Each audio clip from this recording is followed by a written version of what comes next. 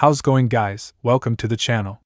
In this video we are gonna see, what if Naruto was the terror of the galaxy and built Harem in Mass Effect? Part 2. Huge shout out to NeonZangetsu for this story. If you wants to see awesome fanfiction like this, don't forget to subscribe. Now let's get into the video. Your vessel is impressive.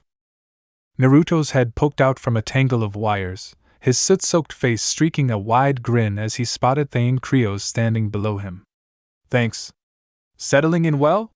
There was a moment of shared silence between the two assassins after he asked that question, one from an age long past, the other, a lethal instrument of death in his own right. It was a quiet born of respect for one another. Both were very good at what they did, and they shared a goal here in this ship. Finally, the assassin nodded. I have moved what meager possessions I have to life support.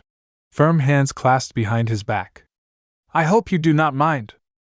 No, not at all. A small smile was only narrowly restrained as that greasy head ducked back into the upper deck. Make yourself at home. What's mine is yours, Tebeo.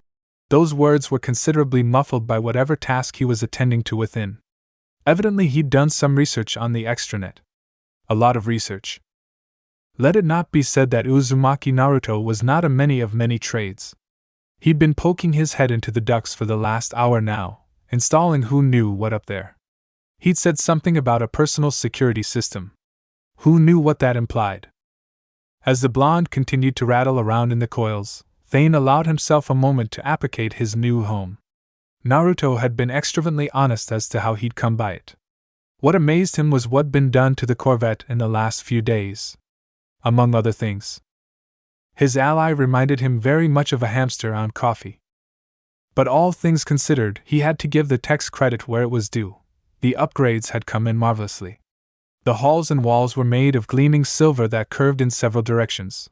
One curved toward the cockpit, the other circled toward the new and improved CIC, and finally, the third split in a path toward the armory and airlock before trailing off an elevator. An elegant inward design, all things considered. He'd seen the improvements downstairs as well. A fully outfitted med bay, lounge, kitchen, life support, and bar were but a few of the creature comforts Naruto had added above the engineering deck.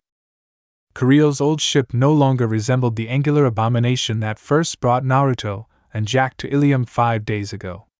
2 days after Krios had joined them, they'd shuttered the Vendetta into dry dock and retreated to the apartment. Now, 48 hours and many credits later, their ship was fueled and ready to go. Its hull curved like the once placid oceans of Kaj, black as the sea of stars overhead. Thane thought to himself. Sleek and deadly. Efficient yet unique. So much like the crew who called her home. Her name was also fitting. Prometheus. Krios wasn't entirely sure what had spurred Naruto to choose the name, but he felt it fit as far as human terminology concerned. Their Corvette was roughly 3/4 the size of the Normandy State Route 2 now, but with all the tech they'd packed into it in the last few days, he was certain it could sustain a prolonged firefight with anything short of the Destiny Ascension herself. Perhaps even that. Her captain was a mysterious man, one who seemed to command not only the respect of his crew, but their loyalty as well. There was just something about him that drew you in, made you instantly like him, despite your best efforts. So strange. Oh, whoa. Hot!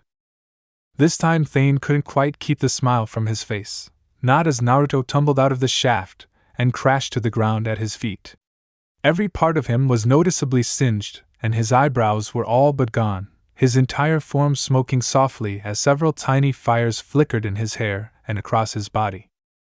Despite the fact that he just created a small fireball in the inner workings of his ship, the whiskered warrior looked quite pleased with himself, grinning as he lay there on his back. It works, he crowed proudly, bolting to his feet. No doubt alluding to the defense system he'd installed. Yes. I knew it would work. Right, Chief. A dry, sardonic voice quipped from the ship's speakers. And you only blew yourself up once. Bah. Naruto sniffed, snuffing out a flame in his hair with 2 fingers. I wasn't trying to singe your wires, Cortana. Oh, I'm sure you weren't, came the cheeky reply. Otherwise I'd have to toss you out the airlock. You don't have arms. the captain countered smugly. There was a silence. Damn it. Ah, yes. Another of the many surprises that seemed to come with this ship. One they hadn't discovered until well after the upgrades and retrofits were installed.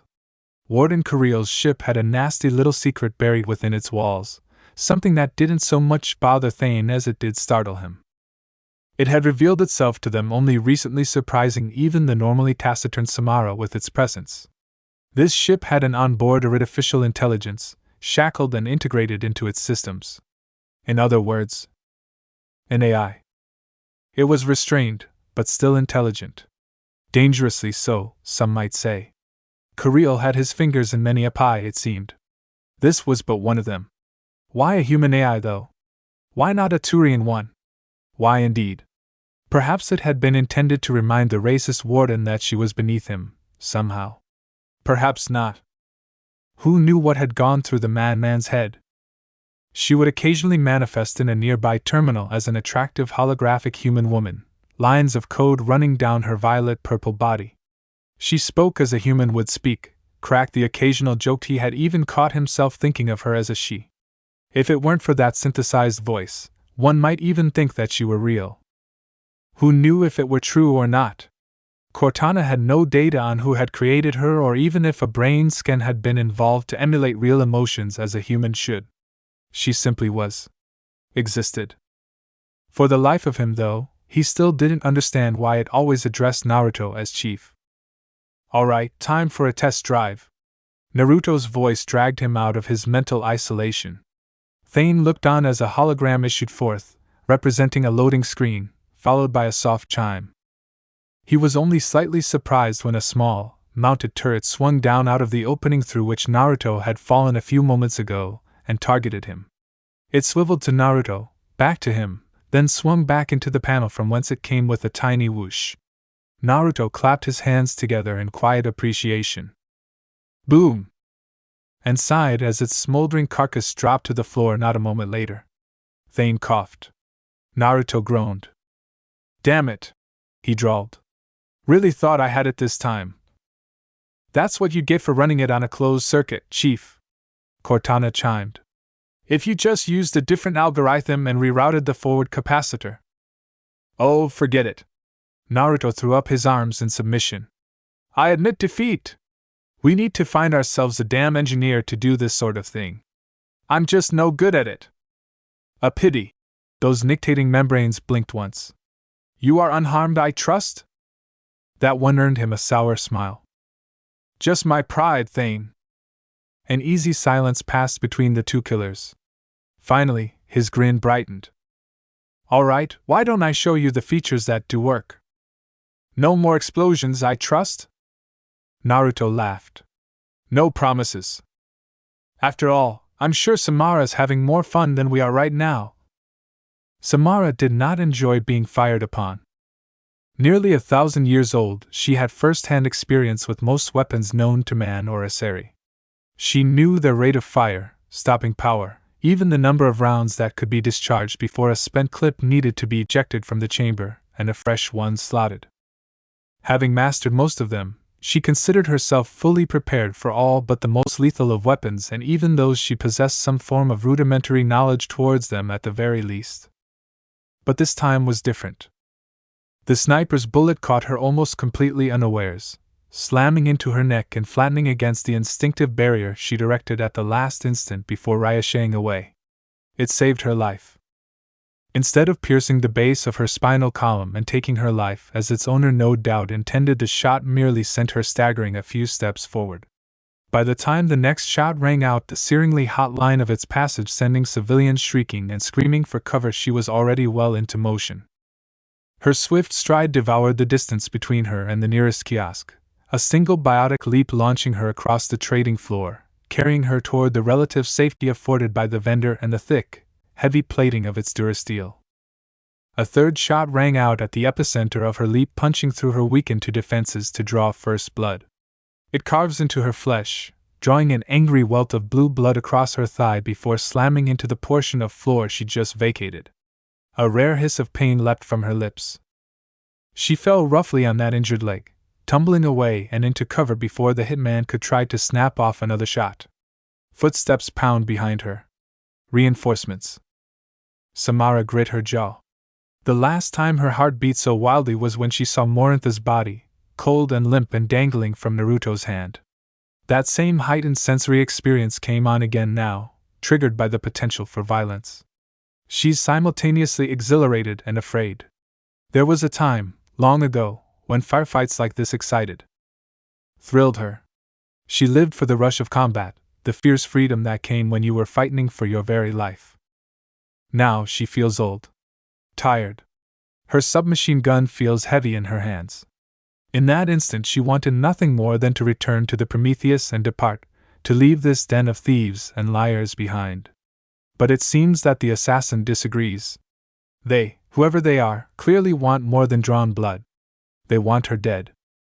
Samara takes a moment to ponder this as she pokes her head out of cover, ducking down as another shot screams past.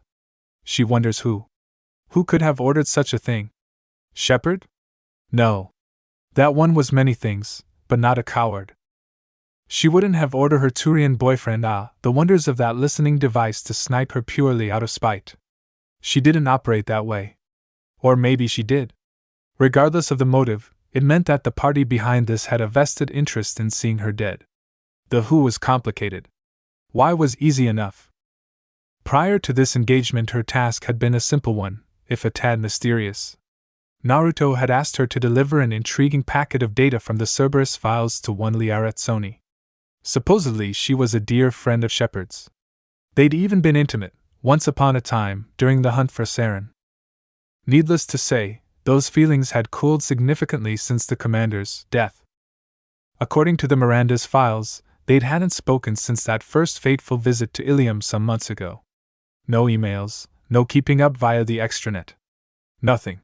From what they knew, Sony had a vendetta against the Shadow Broker. Not a force to be crossed lightly. But Samara was nothing if not loyal, and this presented another valued opportunity to cultivate a valuable resource. The maiden had been suspicious, of course, but one did not question a Justicar like Samara long before they recognized their cause to a feudal one. And once she'd seen the data, all inquiries had ceased. Going after the Shadow Broker. It had seemed like such a simple task at the time. Apparently it was important enough to warrant the execution of a Justicar. Bang! The harsh and deafening crack of a Black Widow to her left jerked her out of her thoughts, alerting her to the presence of another sniper, this one closer somewhere out of sight. She didn't know if this was friendly fire or no, only that it didn't hit her or graze off the ruined husk of her cover. Her arm popped up and fired blindly, the gun rattling in her hands as she swept it back and forth. A trio of pained grunts answered her. More fire tore away at the kiosk, trying to strip her of cover. Instead she strips them of their lives. Samara boosted her barriers and lurched upward. The bullets fly through the airs, ready to claim her life. She doesn't breathe. Every fiber of her being is focused on this single, monumental. Then those bullets stop violently short, colliding with a barrier sprung from nowhere. The bullets flatten, turning magma red before they're flung back at her in every direction. Right back into the hapless squad trying to cut her down. She stands just long enough to watch as they tumble to the floor, then drops back down into cover. More molten metal sprays after her retreat. One of the bullets nicks her arm, burning it.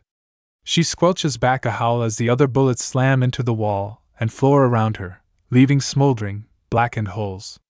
Her omnitool flashes, its soft ping going unheard in the chaos raging around her. A message. By the goddess, now is not the time. Hold fire!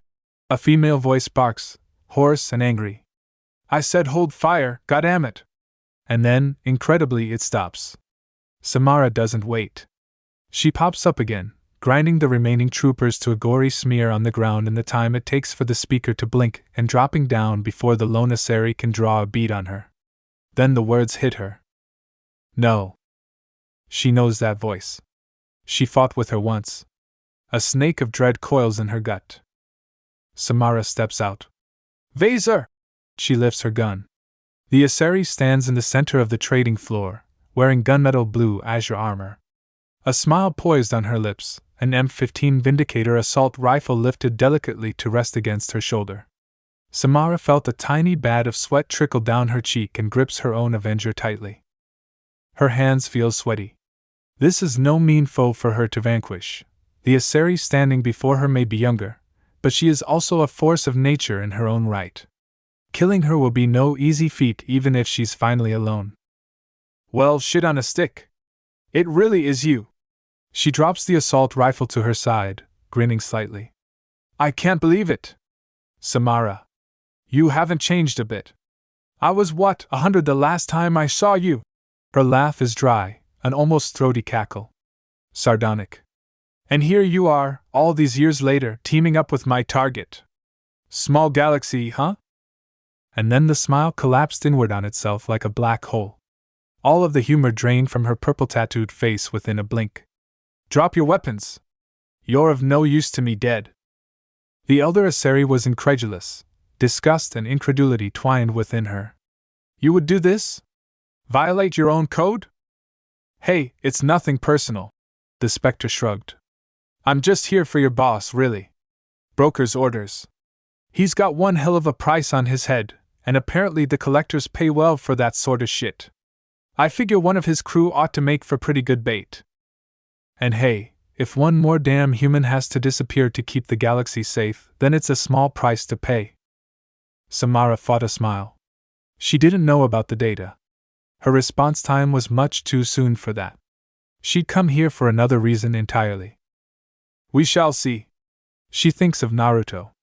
She has to think of him before her resolve weakens. Vaser sneers, gracing her with an irreverent smile. I guess we will. In that instant the Justicar caught a flicker of movement near the south trading floor. She fought another smile. No. You won't. From out of nowhere, Black Widow barked again. Violet blood spattered the sidewalk. What in the hell? Vaser never noticed or heard the shot until that last instant. Until the heartless crack of perhaps the galaxy's most powerful rifle deafened her ears. She was left looking down, her hand fisting against the small hole where her stomach had once been. The rifle clattered out of her hands. Even then, she could have done something. Retreated. Applied Medigel. Something. Anything. Instead, shock took hold and throttled her common sense into oblivion. Her mind refused to comprehend this, couldn't wrap itself around the ideal that she, a fucking specter, had simply been shot. And by then Naruto was right on top of her. Funny thing about us humans. His voice hissed menacingly into her ear. We're not as stupid as you might think. Be sure to say hello to your little broker. In hell. You'll be joining him soon enough. Oh shit. Vaser's mind raced like a rabid rat in a maze, scrambling for a solution in what she very well believed might be the very last instances of her life. No. She tried to fling herself away in a biotic charge, but her body wouldn't respond. No. Too injured. No.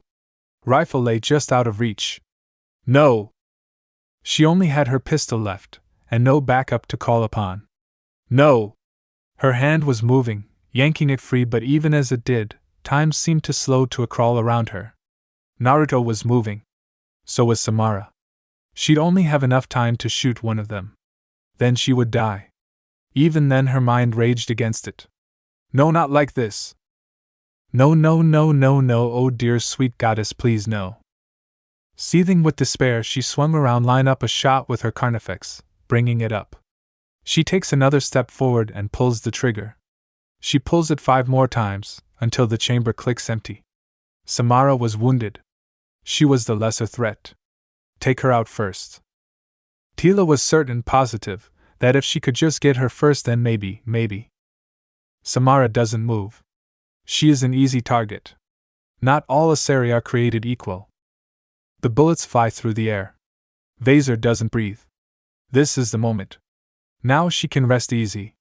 Her gun smokes. And then he does it. The bullets, 5 in all, slam into the splayed fingers of Naruto's outstretched right palm, thrust now between Samara and death. His fingers close, trapping them, squeezing, turning them to so much dust. He caught them. Crushed them. The fucking bastard caught them with his bare hand. Time moved again. So did Naruto. Desperate, she tried to fling a warp at him as he charged. Anything to buy her more time. It was already too late. Much too late. A pair of strong, inescapable palms locked around her face, forcing her to look at him in her last moments of existence. Palms tinged with chakra, powerful blue fields warping his arms and increasing his strength tenfold. Dark eyes bulged. Arms twisted. Vertebrae broke. It all happened in an instant. One wrench of his hands and something her neck maybe snapped like a twig. Vaser stood there for a long moment, slack-jawed. Then she crumpled like a shoddy house of cards, a boneless heap of muscle and jelly. He let her fall. There was an awful silence after that. "You all right?" Naruto asked at last, turning toward her. Samara managed a nod, but her arm and leg betrayed her. She hissed in soft agony and tried to persist. A mistake. Her body crumpled before she could so much as take a single step. Naruto noticed. In an instant she felt his strong arms enfold her, there to catch her before she could crash to the ground. Gentle hands slathered medical on the wounds, his omnitool darting quickly to her injuries and applying the miracle cream with a single blink. Already she could feel a soothing, pleasant numbness engulfing her wounds. He was muttering something now, fussing at her. "Gotta stop getting shot." She tuned in just long enough to catch the end of a sentence. "That's twice now in the same week. Careful now, this might sting." It did a lot more than that. "Killing her was unwise," Samara commented with a small gasp as he pressed his hand to the wound in her arm, her mouth forming a grimace as she looked past him, staring toward at Vaser's prone form. He'd broken her neck. There would be fingerprints. He might not be a known quantity in the galaxy as of yet, but killing a specter, especially one as infamous as Vaser, was bound to get him noticed. And the broker. She had to tell him about the broker. "Eh?"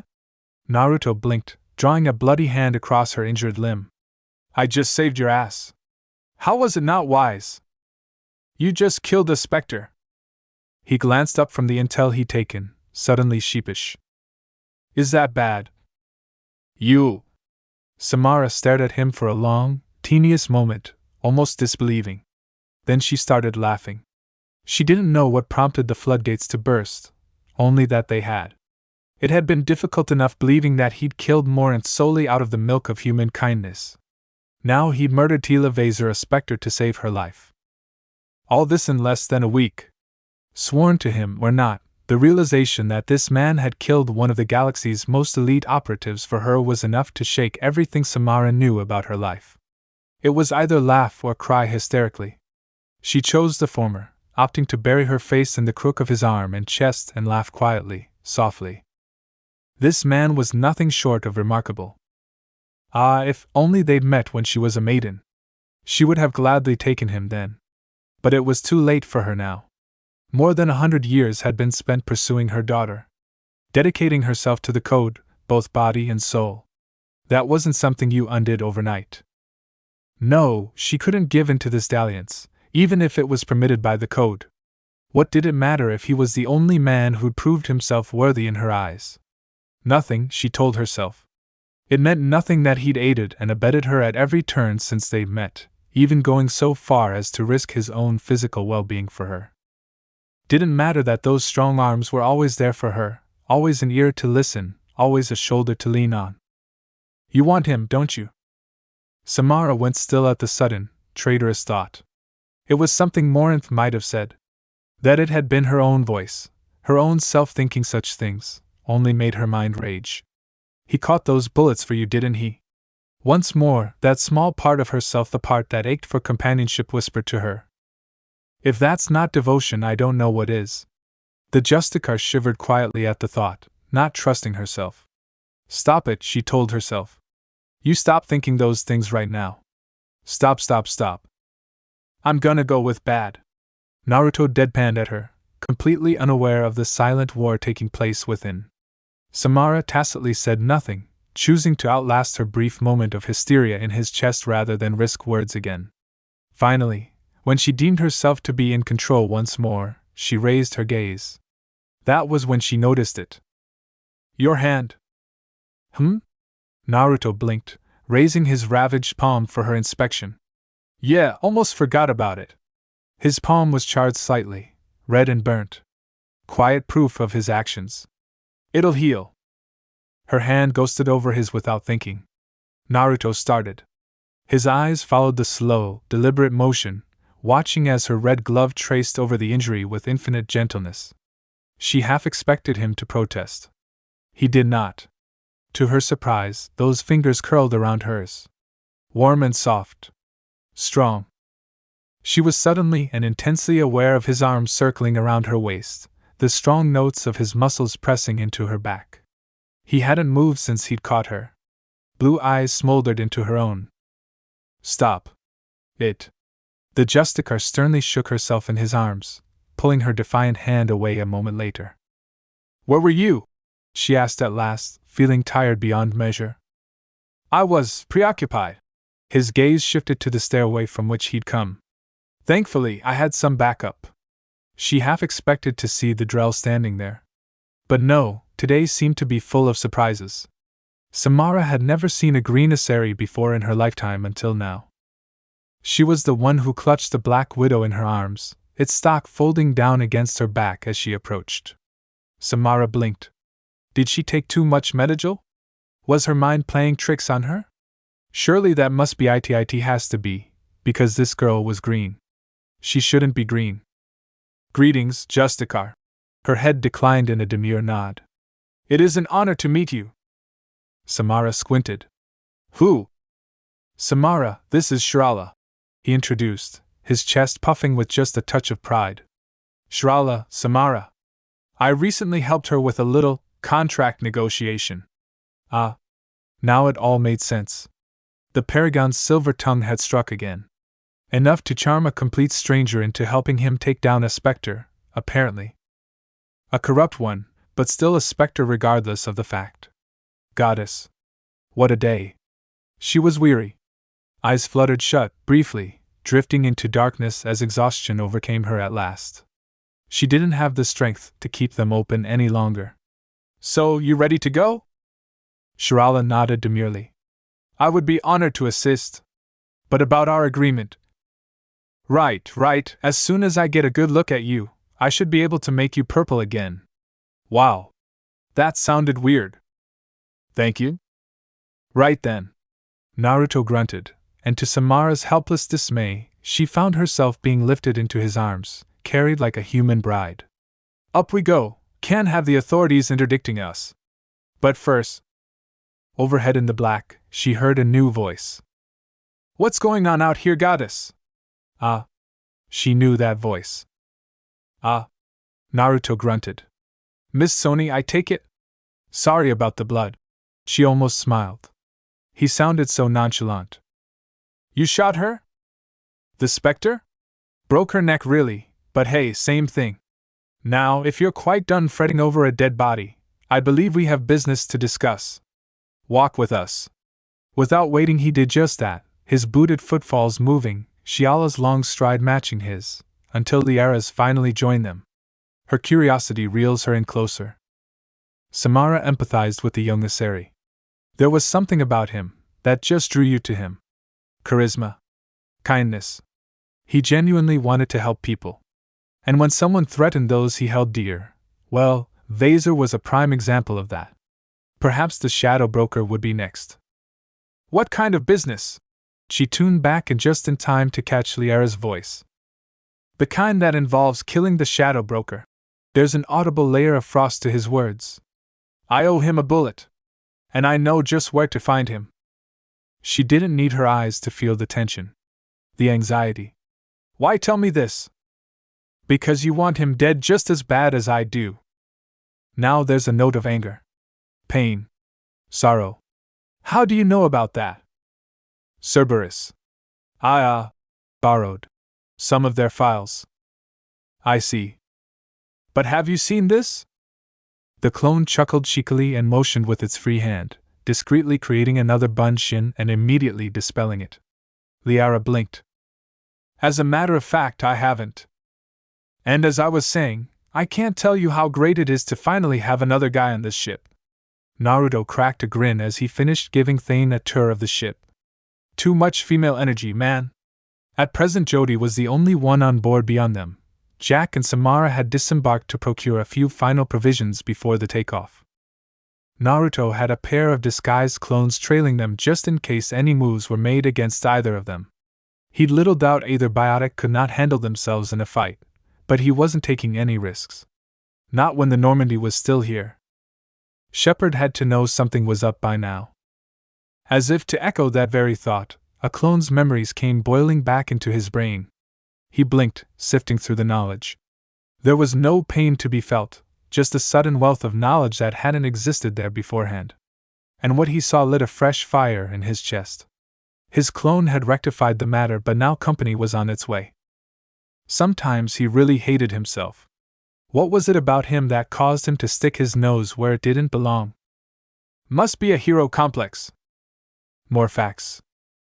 Vaser had data with her, data read by the clones and transmitted. Encoded transmissions. Heavily encrypted. He breaks them without a thought in his mind, dissecting their codes and data until he finds a name. His name. Naruto. The broker wants him. Alive. To give to the collectors. And there in one of the transmissions, shining like a gem in his mind, one last name. A planet. Hagalaz. That's where he'll find him. And hopefully the answers.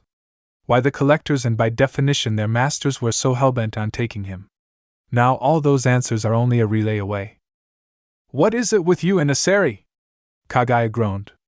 I swear, if you're not killing them, you're attracting them like flies. Naruto chuckled. Thane blinked. Is there a problem? Another smile. No, though it seems we're picking up some extra people. Ever been to Hagalaz? Thane allows himself a moment to wonder. I haven't had the pleasure, no. Now you mentioned you were sick. Ah, yes. Keppel's syndrome. The Drell found himself nodding, the tiniest twinge of regret coloring those words. You needn't worry, it is not communicable, even to other Drell. It will not affect my abilities for the time being. But you are dying. Yes. I could do something about that. Thane blinked, refusing to fan the tiny spark of hope that flickered within him. If the finest minds of the Hanner illuminated primacy could not help me, I doubt your med bay would suffice. Even if this does possess an artificial intelligence. The blonde's expression turned decidedly odd then. Naruto cracked a grin as his hands glowed green. Trust me, I'm the best damn doctor you've ever seen. Oh, sir. Use me as a deus ex machina, why don't you? I think you're kind breaking the fourth wall there. Mad, the readers love that sort of thing. Hey, boss! Whatever else he might have said was suddenly cut off as Jack stormed through the airlock. Naruto might have otherwise ignored her, if she wasn't marching a very distressed Quarian a few paces ahead of her. The look in those blazing eyes stilled the retort that instinctively leapt to his lips, as did the omni shackles wrapped around the suited woman's wrists. Where had she even gotten those? He dismissed those thoughts as she pushed the disgruntled alien up to him. And who is this? Caught her poking around the ship. Jack scowled, giving the young woman another not-so-gentle nudge. Figured she was a Cerberus spy, or something. I was just looking, the Quarian protested, her husky voice emerging as slightly tinny through the mask. How can you expect me to ignore tech like that? Easy, was the snarl. Don't. Look. I see. Naruto quietly facepalmed. From what he'd read up on them, Cerberus didn't like working with aliens. Shepard had proven that there would be expectations, however, so he couldn't question the validity of Jack's theory. She'd had that Turian with her after all. Maybe this really was one of Shepard's cronies. His gaze cut to the Quarian. And are you a Cerberus spy, Mississippi? Bright eyes narrowed underneath her visor, unflinching at his penetrating stare. Myra Tovas. And I'm not a spy. Cerberus can rot in hell for what they did to Idena. Idena? Cerberus attacked it in search of a biotic prisoner some years ago. Thane explained in a low tone. Curiously, his eyes lingered on Myra. You do not have a ship name? No, she answered flatly. Is that important? Naruto asked. Ordinarily, yes. All Quarians have a ship name.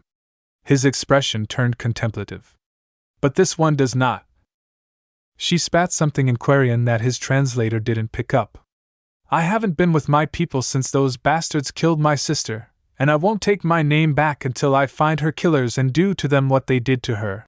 Her voice dropped into a quiet hiss, her helmeted head turning in his direction. I saw you take down that Cerberus squad. Let me join you. Behind her, Jack arched an eyebrow momentarily shaken.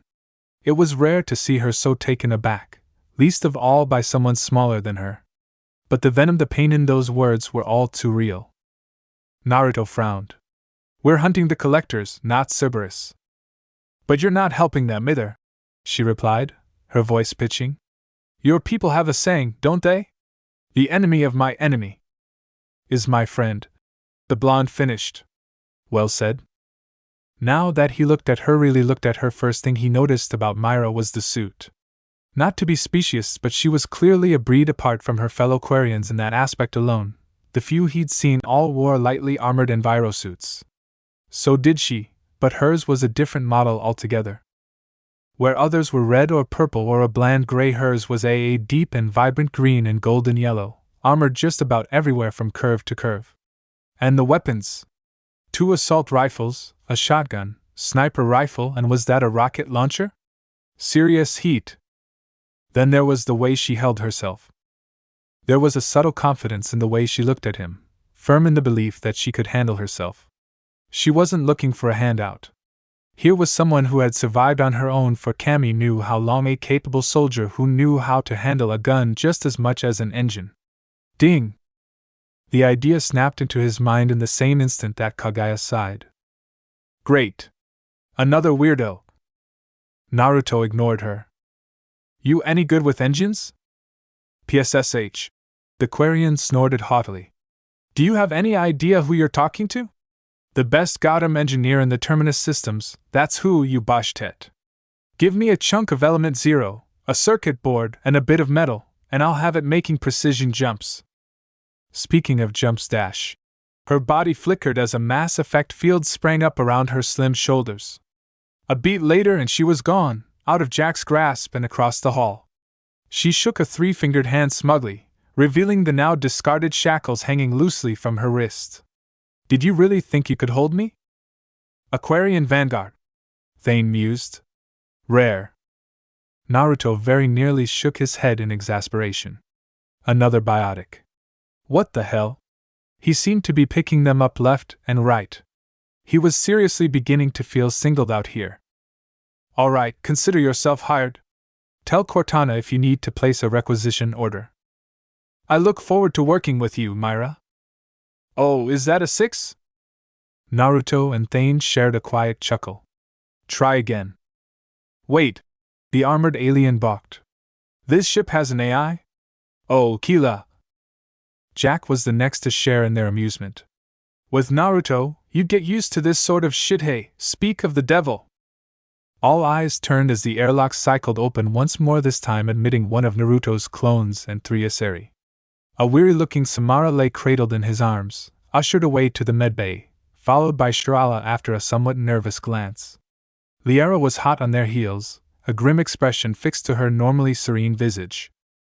She paused just long enough to take stock of her surroundings, of the other Naruto in the room. Eventually she seemed to think better of asking altogether, settling for a shake of the head instead. Interesting company you keep. The fuck, Ryu? Jack growled. Easy, Naruto soothed with a raised hand. She's an acquaintance. That's it. No shooting till she's off the ship. Thane arched an eyebrow as they bustled past. I was unaware we had acquired so many allies. Liara stiffened slightly as she finally recognized the assassin. I am not an ally, Thane Krios. Although I'm surprised to find you here. The question was unspoken. How had Naruto managed to recruit both the Justicar, the assassin, and the convict, all under Shepard's nose? This worries Liara. She hasn't spoken to Shepard in time, accepted the fact that she's moved on, and yet here she is, working with mercenaries to get what it is that she wants. But she's doing it all for a good cause. Furin. Just looking at Thane reminds her of him. Goddess, please let him be alive. A thinly veiled smile. It is a pleasure to meet you. Myra groaned. Great, I'm working with a bunch of psychopaths. Naruto politely waved off whatever their new mechanic had been going to say, for more interested in the quiet thump he just heard coming from Jodi's room. He frowned and went towards her door, pausing outside of it where he clearly heard the redhead swearing. There was another louder thump and then more swearing, and Naruto resisted the urge to press his ear against the door. Whatever Jodi was doing, she sounded like she was in pain. Jodi? He called. Are you okay? Naruto knocked on the door and waited. Silence stretched behind the door, and just when he was starting to wonder he should open the door and come in, he heard the sound of someone moving and then quiet cursing. Curious. Just a minute. She sounded flustered and a little stressed. I need some help, but... Those words fell away as he blundered his way into the room. Jodi hissed in surprise. Hey, wait a second. He took a few steps into the room before he came to a stop, his jaw dropping open as he took in the scene in front of him. Jodi was sitting awkwardly on the bed with her shirt and armor mostly removed. She had her good arm through one sleeve of the black button-up shirt, but the other arm, the one on the side where she'd taken a rather nasty shot, was stuck half in and half out. It was clear that she couldn't get her bad arm the rest of the way in or out, and judging from the painful look on her face, her arm must have been pulling on her chest wound badly.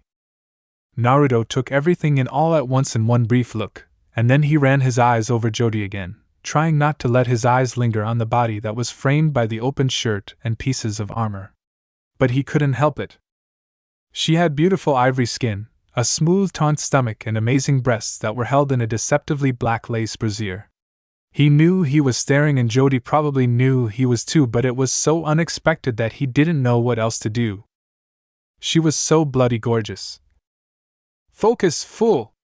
Kagaya mentally slapped him upside the head, jump-starting his dead brain. It worked. Need some help? He asked. Jodi's green eyes met his blue eyes and for a moment, he felt something pass between them. He couldn't have said what it was, only that it felt good. Then the moment passed, and she nodded to him. Sure, that'd be nice. Yeah, nice. Right. Okay. Sure. Oh, sod it all. Naruto grumbled and clambered over to her as quickly as he could, trying not to stumble over his own 2 feet in the process. Jodi watched him like a hawk at his approach, her back shooting ramrod straight as his fingers brushed her shoulder. She shivered, though whether it was from the pain or something else, he knew not. For a moment, just a moment, he felt like an awkward teenager again, his cheeks burning at his first sight of pale skin in the starlight, her sweat-soaked form jarring against him in quiet need. Imbecile, he chastised himself, ruthlessly banishing the ancient memory to the darkest corner of his mind. Shake it off. You've seen naked women countless times before. Why should this be any different? The answer eluded him. Or maybe he just wanted it to. Jodi's quiet, pained whimper brought him back to the world. He realized he'd helped tug off her shirt, peel away those blasted pieces of armor sticking to her skin. The wound had healed somewhat, a far cry from the gaping tear that it must have been, but the sight of her in pain tugged at his heartstrings regardless. Now he was tearing it back open.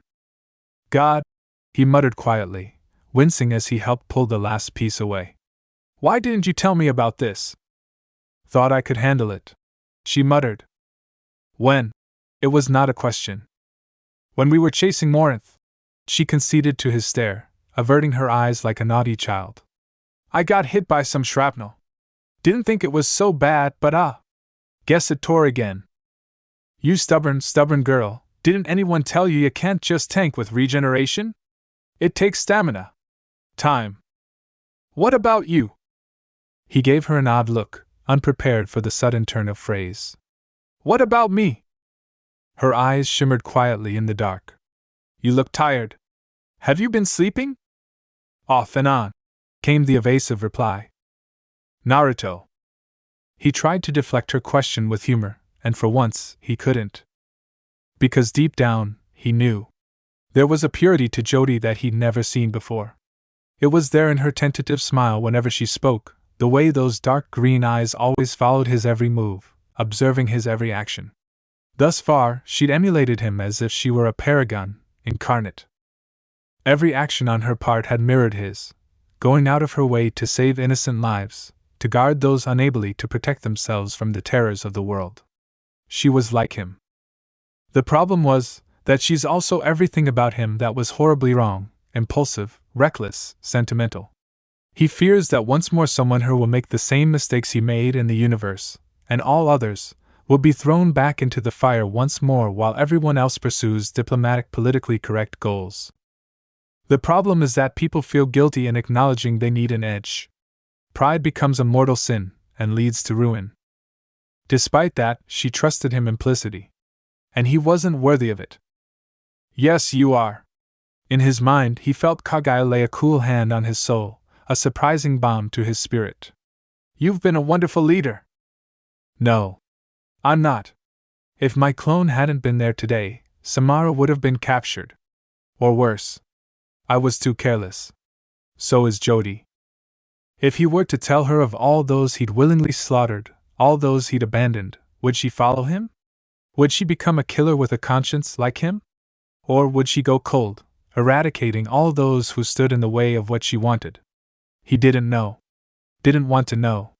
Suddenly, he laughed. Honestly? He chuckled morosely. It was a soft, hollow cry of a sound. I have no idea how we're going to do this. I'm trying to hold everything together and I act like it's all one big joke, but really? He buried his head in one hand. To me, at least, it feels like this whole thing's trying to pull itself apart at the seams. Everything all of you are with me because I promised you something. Jack wants revenge against Cerberus. You want to know who you are.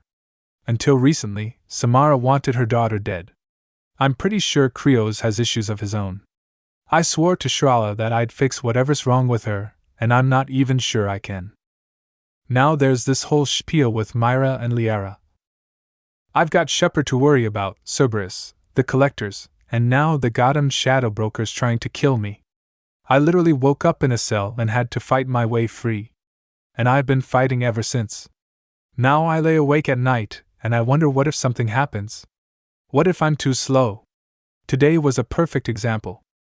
What if I lose one of you? What if I'm not good enough? Jody can only take it in. The words have rendered her speechless. Her throat is tight. Her heart pounds wildly. That isn't true. She manages. It's such a clean, simple thing to say to such an emotional outpouring. Perhaps Naruto really is different. He was never so direct before. Never so desperate.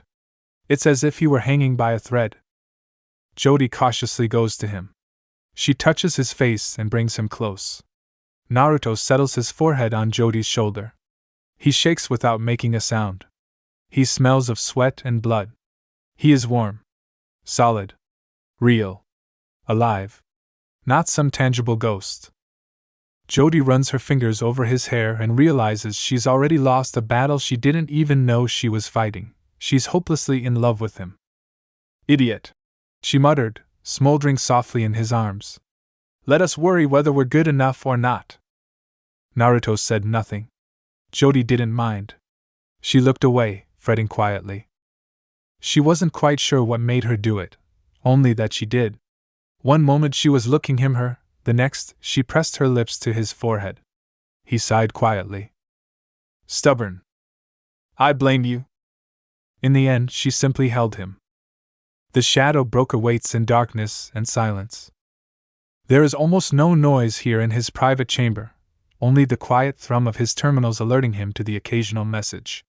One such message informs him of Vaser's death. Unfortunate.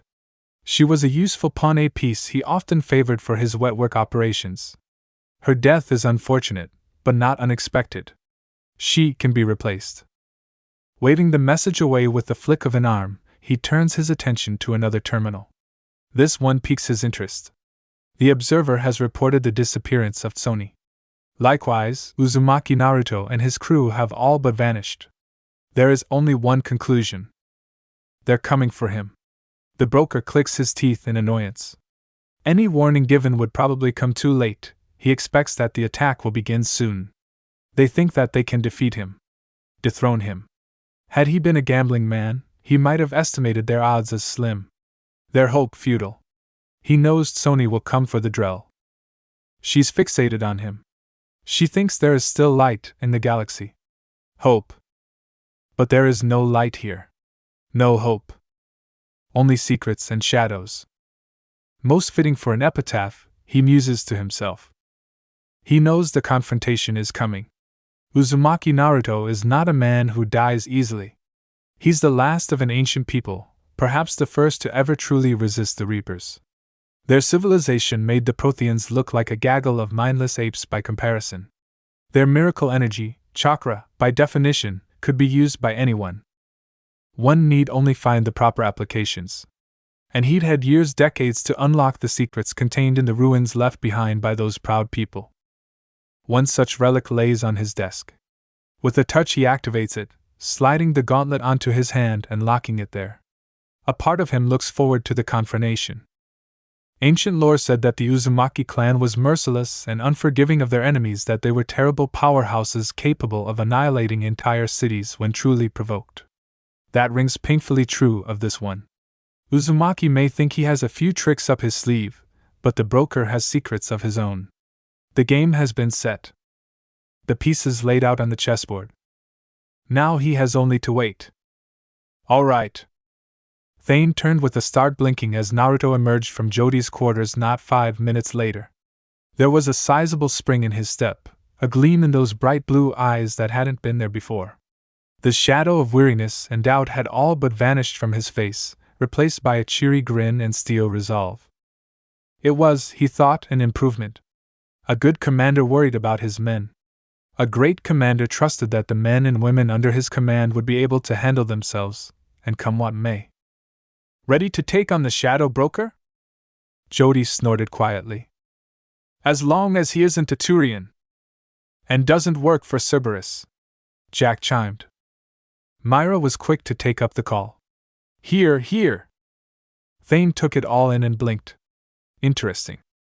Obviously something significant had happened between this merry little band before he'd met them, and whatever it was hadn't been good, because even though Jody had spoken without a hint of negativity in her voice, her comment about Turians had been too pointed to be an accident. Thane was a mice main, knew the telltale sound of fuck you even when the words weren't being spoken. Jody's quiet comments definitely had that kind of a ring to them. The only mystery was whether she'd made the comment because she was annoyed about a certain Turian, or because she disliked them in general. Add to that Myra's hatred for Cerberus, Jack's raving paranoia, Samara's icy disposition, Naruto's overall quirkiness, and Sonia's raging vendetta against the Shadow Broker, and you had a recipe for disaster. Then there was the matter of his own emotional baggage. This should be an interesting mission. Naruto laughed and clapped him on the back. You don't know the half of it. Somehow, he doubted it could get much worse. But still, he wouldn't have it any other way. Things were getting worse. Much worse. Geras knew it the moment Shepard came storming into her main battery. He saw it in her posture, the way she clenched her jaw, her fists balling furiously at her sides. Tiny ripples of biotic power sheathed her body in angry crackles of blue flame. Her blue eyes were glittering an eerie red in the dark, something that both worried and unsettled him. He'd known her to lose her temper sometimes, but never like this. Not like this. That gleam in her eye worried him, more so than the fact that she was still armed and in armor. Jane had been in a funk ever since she'd learned of her alliance discharge, but the fury then was a mere candle compared to now. Only an hour ago she'd taken Jacob and Morden to try and recruit the assassin. Krios or something was his name. She'd even intended to give Liara information on the Shadow Broker afterward, an olive branch to restore their friendship. Evidently, something had gone wrong. Very wrong. They're gone! She cried, stomping up to him, her cheeks red with anger. He glanced up and closed down his screen, raising a talon haltingly as she plunked herself down onto a crate. All right, who? Liara. The Drell. Both of them. Ah. he tried lamely. Is it so wrong that he feels just the tiniest twinge of jealousy at the mention of that name? He knew Shepard was beyond and past the point of no return in that matter, but it still stung. He cares about Jane and all that she is, he truly does, but the way those red eyes glint at him in the darkness, it's unsettling. The scars are getting worse. So is her temper. Don't you? Me, Vicarian. She swats his hand away from her shoulder when he tried to comfort her. She's gone. And so is his ship. He's playing with me. Fucking with my head. Look. He left this in Liara's office, on the body of her receptionist. Before he could ask just what she meant, she opened her Omni-tool and summoned up a file. The image of the blonde from before popped up, and as ever, he was smiling. Hiya, Shep. The blonde grinned merrily. If you're getting this, then that means we've left Ilium behind us. I won't say where we're headed, confidential and whatnot, just wanted to let you know. You're probably pissed to all hell by now, and I'm sorry for that. Thane's with me, if you're wondering. Nice fellow. But back to business. He leaned forwards, his face all but filling the screen. I killed a specter today. Friend of yours, maybe? Dunno. Still, I wanted to say this. Don't come after me. I've got business of my own with the collectors and you have your own. Let's try not tear each other apart while we're out saving the galaxy, nay? And hey, while you're at it, do the right thing. Leave Cerberus. Don't try to find me. Don't fight me. If you do, I'll just make your life a living hell. Seriously, though? Cerberus? Really? Do you have any idea what your little friends are up to? Biotic death camps for kids? If there's an ounce of decency in you, you'll blow those assholes out the airlock and not look back. Don't end up a monster in your own skin. If you do, well, maybe it'll be time for a new shepherd then. His lips quirked in a sad smile. Hopefully it won't come to that.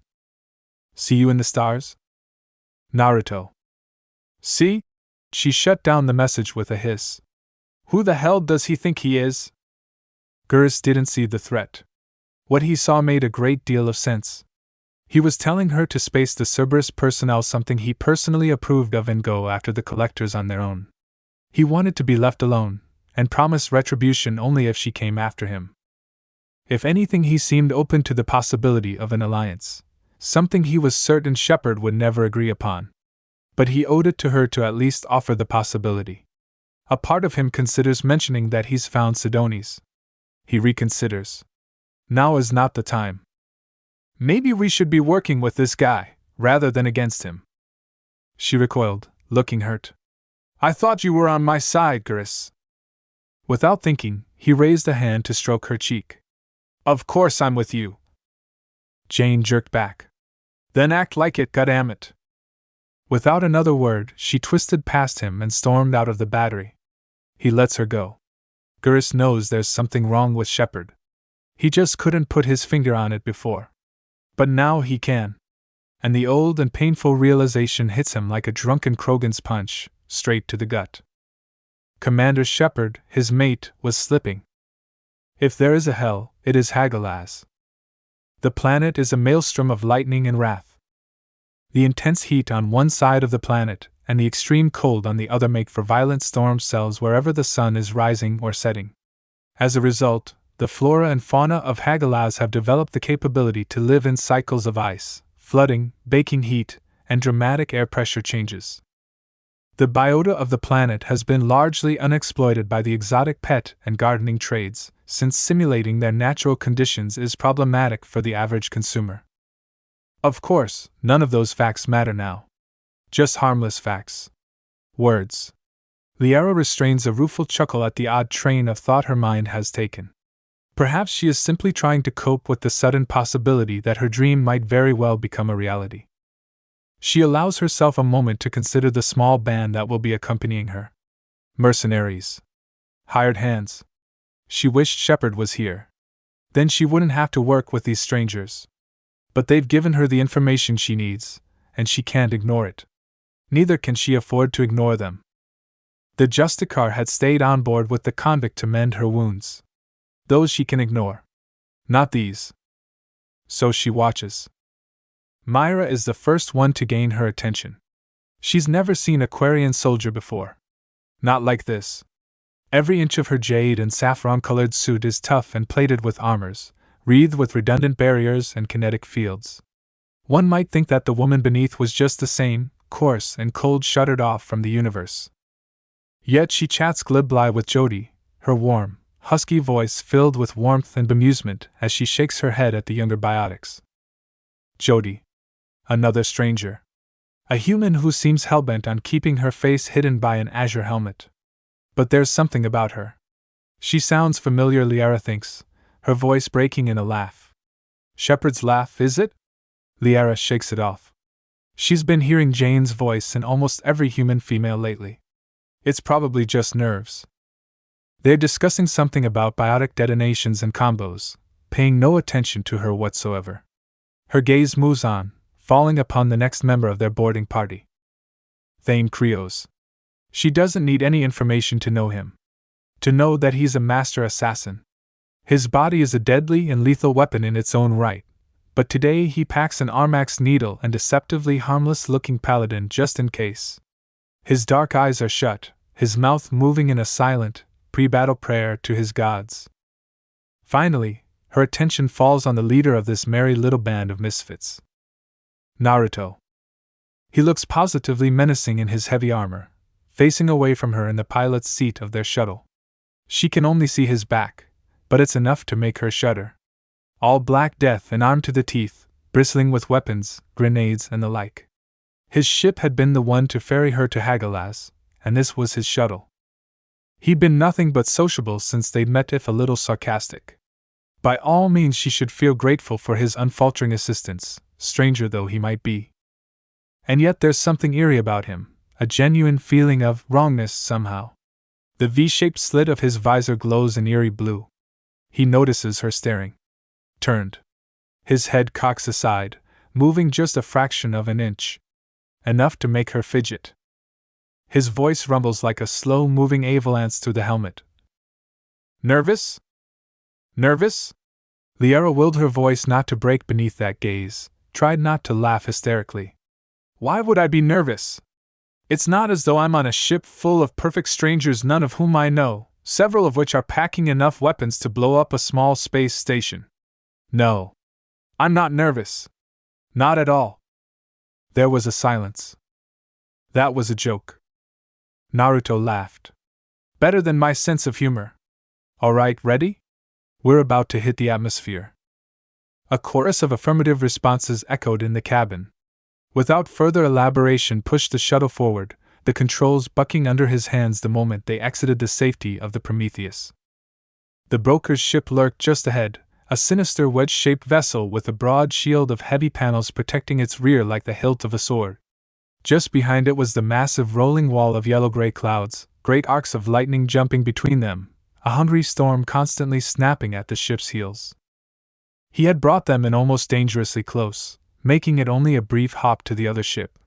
He settled the shuttle heavily on the ship's bow and engaged the magnetic grapples, securing it in place before slamming the door controls.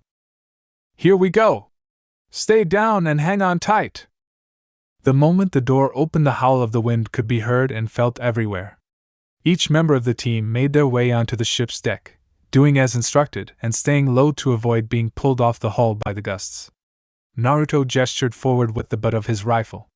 You're the broker expert, Sony. Take point. Where's the nearest entrance? Liara squinted towards him. Was he serious? He'd relinquish command that easily? Perhaps she'd underestimated him. It should be by the back shielding. That fan-looking thingy, right? Yes, I believe I just said. The sharp crack of a rifle interrupted her. Naruto lowered his rifle, and though she couldn't see his face behind the helmet. What now? Naruto laughed, and sheathed himself in chakra. Now we do what we do best. They're skilled. Myra fights with almost no regard for her own personal safety, pummeling the enemy with rockets and drones and cursing in Keelish all the while.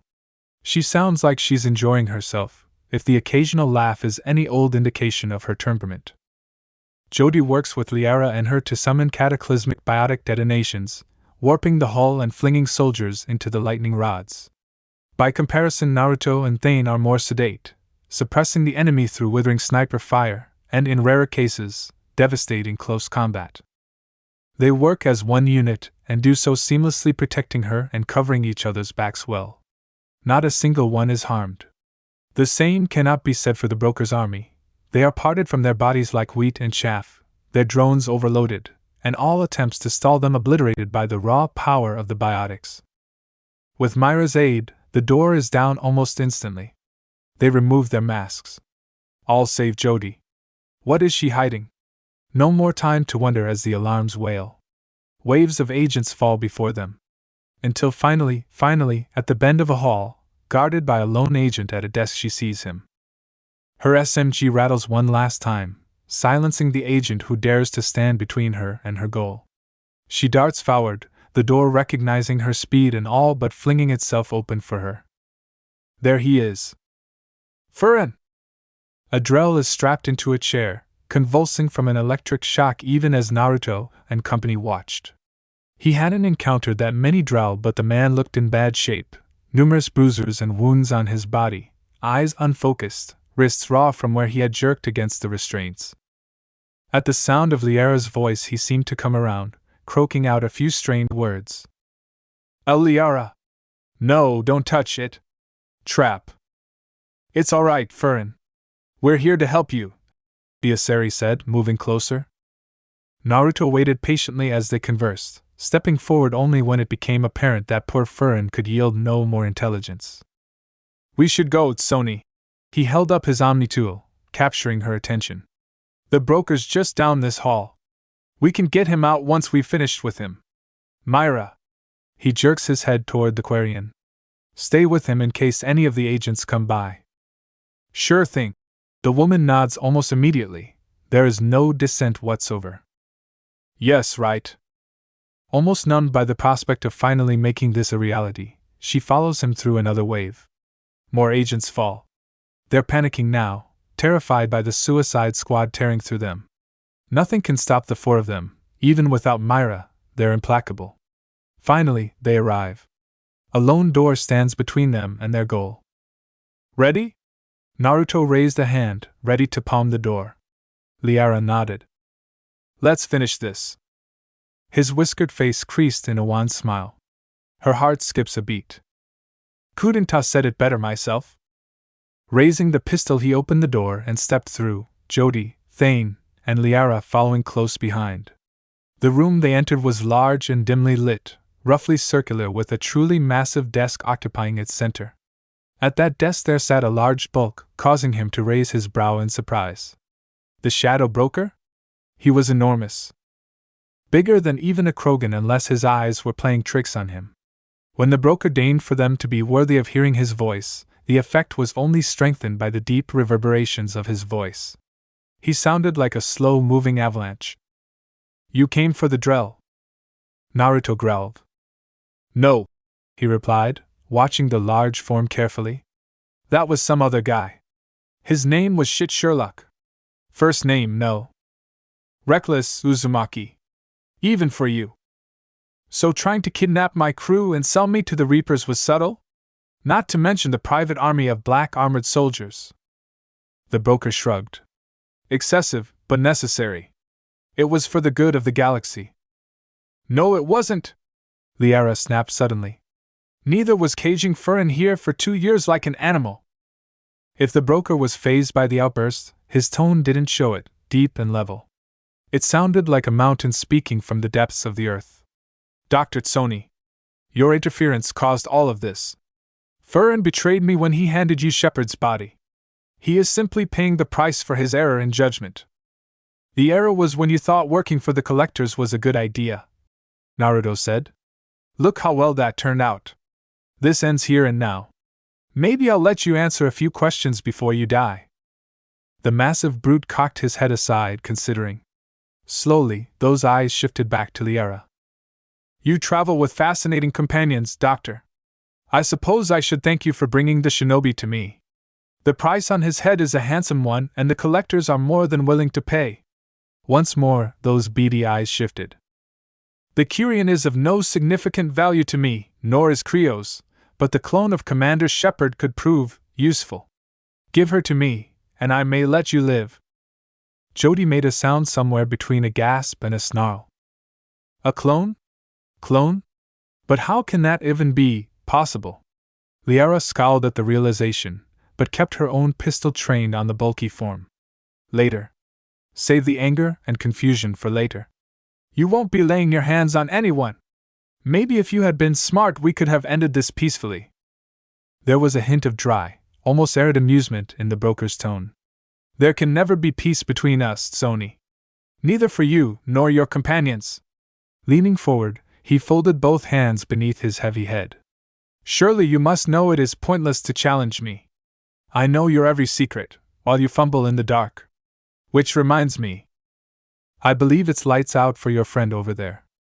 He touched a hand to his wrist and something struck Naruto, piercing his shields like paper and drawing blood. The blonde jerked in surprise, doubling over with a groan. Well, that tingled. Jody hissed. What the hell did you do? A chakra disruptor, coupled with potent nerve toxin, the broker replied smugly, lowering the still shimmering gauntlet attached to his right arm. So long as you're within this room, you won't be able to utilize any of your unique abilities. And that poison should render you immobile in 30 seconds? You're quite powerless now, Shinobi. Naruto croaked out a laugh. Still got my gun, asshole. It won't save you. He somehow managed to resist the urge to fire when the broker stood to his full height, the faint blue lighting from the room's overhead lights brightening slightly to shed illumination at last on the broker's form. The revelation only left him more perplexed and worried him as he took in the bizarre sight before him. Whatever the broker was, it was no race he had ever seen. Standing taller than even a Krogan, he was almost the size of a Ymir combat mech, broad and thick. Most noticeably was his equally large head, set with numerous eyes over a mouth that looked like an inverted Y. With each breath his mouth opened slightly, dozens of jagged teeth lining every inch of his maw. His ferocious appearance was only added to by the set of curved horns jutting from his head. Liara took a step back, but her voice was unwavering, even carrying a faint hint of satisfaction. Is that right? You're a Yag. A pre-space flight species quarantined to their homeworld for massacring the Citadel First Contact teams. This base is older than your species' contact with the rest of the galaxy, meaning that you likely killed the original Shadow Broker 60 years ago and took over. Reading a completely unknown species' facial Ks wasn't a simple matter, but if the way the broker's mandibles seemed to grind together, it looked like Liara's information was correct. He saw the Yag's taloned hands grip the edge of his desk tightly while she spoke. My guess would be that you were taken by a trophy hunter as a slave, or a pet. How am I doing? Fast. That was her very next thought as the Yag lurched upward, ripped his desk free, snapped it in half, and flung both severed halves at them at breakneck speed. His gun barked almost immediately after that, waves of searing plasma spitting out at them. Naruto reached out and yanked Liara aside, taking the brunt of the flying masonry and blasts to his body. Thane wasn't quite quick enough. He went down under a pile of rubble. Not enough to kill him, but a sizable impediment regardless. The other almost smashed Liara off her feet. Jody alone escaped unharmed, an angry blur of blue and black, tucking and rolling at the last instant. Oh fuck! Naruto's garbled voice greeted her. Liara whirled around and nearly screamed. He was missing an arm and a leg. An arm. And a leg. Those blasts had torn through his superior shields as though they were nothing. If she'd been hit by that. I'll be fine, he muttered. Just give me some time to heal. But he said, Fucker doesn't know about Kagaya, now go! He slumps to the floor, hissing quietly. Liara bounded past him just in time to hear Jody roar and open fire, her Avenger spitting leaden death. The broker's shields flare as he turns, ignoring. So fast. Liara never saw him move, only felt his massive fist planting itself in her stomach. Then she's down. She should have given this more thought. Isn't she always questioning the recklessness of humans? And here she has let her emotions cloud her judgment. How has she been so foolish? Will her need for revenge prove to be her undoing? No time to think now. On your feet. She almost doesn't have the chance to stand on her own. The broker comes charging at her with a bloody, throaty roar, ready to rip her from her feet. Jody snarls something incomprehensible from across the hold, and suddenly the Yag is held in a giant glowing fist of dark energy. It didn't last. The shadow broker shook free and backhanded her without so much as a thought, sending her flying across the room. Then Liara felt only a shortness of breath in her lungs. His hand is on Liara's throat, crushing tightly. Puraseri. You never had a chance. Liara struggles. He squeezes harder. Too strong. She can't breathe. Goddess. What has she done? What of the war? What of the Reapers? What of Shepherd? But Furin didn't deserve this. Tears squeeze out of her eyes. The broker snarls hurls her through the air. Time slows to a pained crawl. She flies backward, the air sucked out of her lungs. In the distance she hears gunshots. Everything is still. False stars shine in the false darkness of her vision. It's cold and beautiful. Will she die here? She falls for what feels like forever, shooting across the room like a bullet loosed from a gun. She salvages the landing at the last moment, pulling up a biotic field, but the pain is almost crippling. Glassy shards of white-hot agony and pain creep around her, stabbing into her as she gasps for breath, not able to get any air into her lungs. The broker thunders after, blasting tables, benches, everything apart in all directions. She needs to move. Get out of the way. Liara barely manages to roll away, to hobble to her feet. She can't stand straight. She falters and drops to one knee. The broker approaches. Liara glowers and fidgets for her gun. It feels impossibly heavy in her hand and she scarcely has the energy to lift it. And then he stops in her tracks. Liara breathes raggedly but is warm with the threat of victory. It's short-lived. Liara hears a crunch. She hears too. The shadow broker shudders, his massive bulk writhing under some strange spell, spasming beneath an unknown assault. Liara blinks, baffled. And then he screams. She follows his gaze, staring down in disbelief at the crimson-colored hands now emerging from the Yag's stomach. Naruto is standing behind him, his eyes glowing an eerie white. His helmet is gone. As she looks on in horror, he becomes something else, his body twisting and warping as divine chakra, too pure to be hampered even by a disruptor, coursed through him. Whatever this creature was, it possessed flowing hair like ashen snow, twin or thrusting out of her hair. Impossibly, the armor remained intact, making Naruto's sudden change all the more unsettling. You! The broker coughed out a bloody breath. But how? You should be immobilized. That, Kaguya purred coolly, wasn't very nice. I'd be very inconvenienced if he died on me.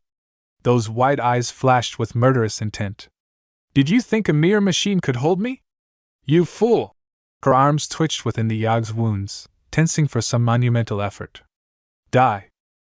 With a cry born of pure anger, she ripped the shadow broker in half. Now then, Kaguya began demurely as she lounged on the couch, staring back at the gawking girl before her. I suppose you lot would like an explanation for this. Jack felt her eye twitch. That would be nice. No need to shout. Oh, Jack felt like shouting. Lots of shouting. Plenty of shouting. With extra shouting.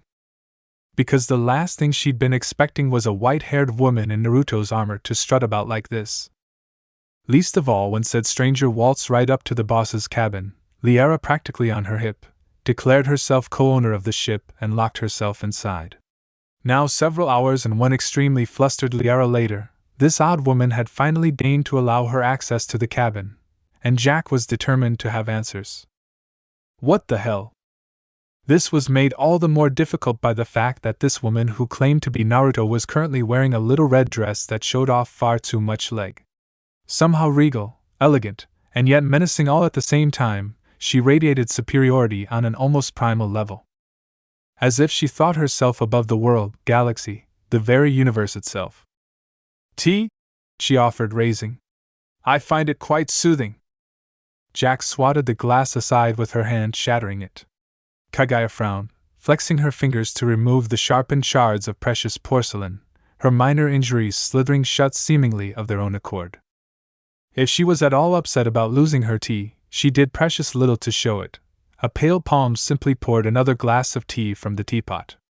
This time, Jack was not offered one. How rude! You never mentioned you could turn into this thing, she ranted. What did you do, kill him? Kill him? You wound me. And do stop gawking, dear. A finely manicured hand rose, pushing an errant lavender strand behind her ears. It's not good for your looks. Wouldn't want to get any wrinkles now, would we? The silence that followed as particularly satisfying, she thought. Giving up that, my tattooed lovely, is what kills people. Those who refuse to give up, however, such as myself, are entitled to trample upon humanity at our leisure. Naruto transcended that existence long ago. Why else would I stick around? Beyond the obvious amusement, of course. Jack didn't have an answer for that.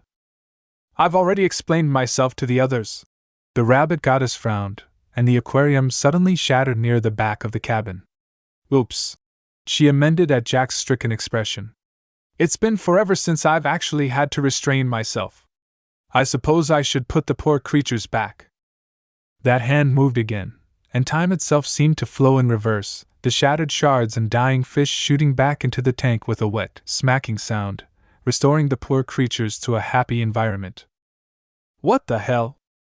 Don't get any ideas, impudent girl. The pale woman uncrossed her legs, scoffing. I simply reversed my actions.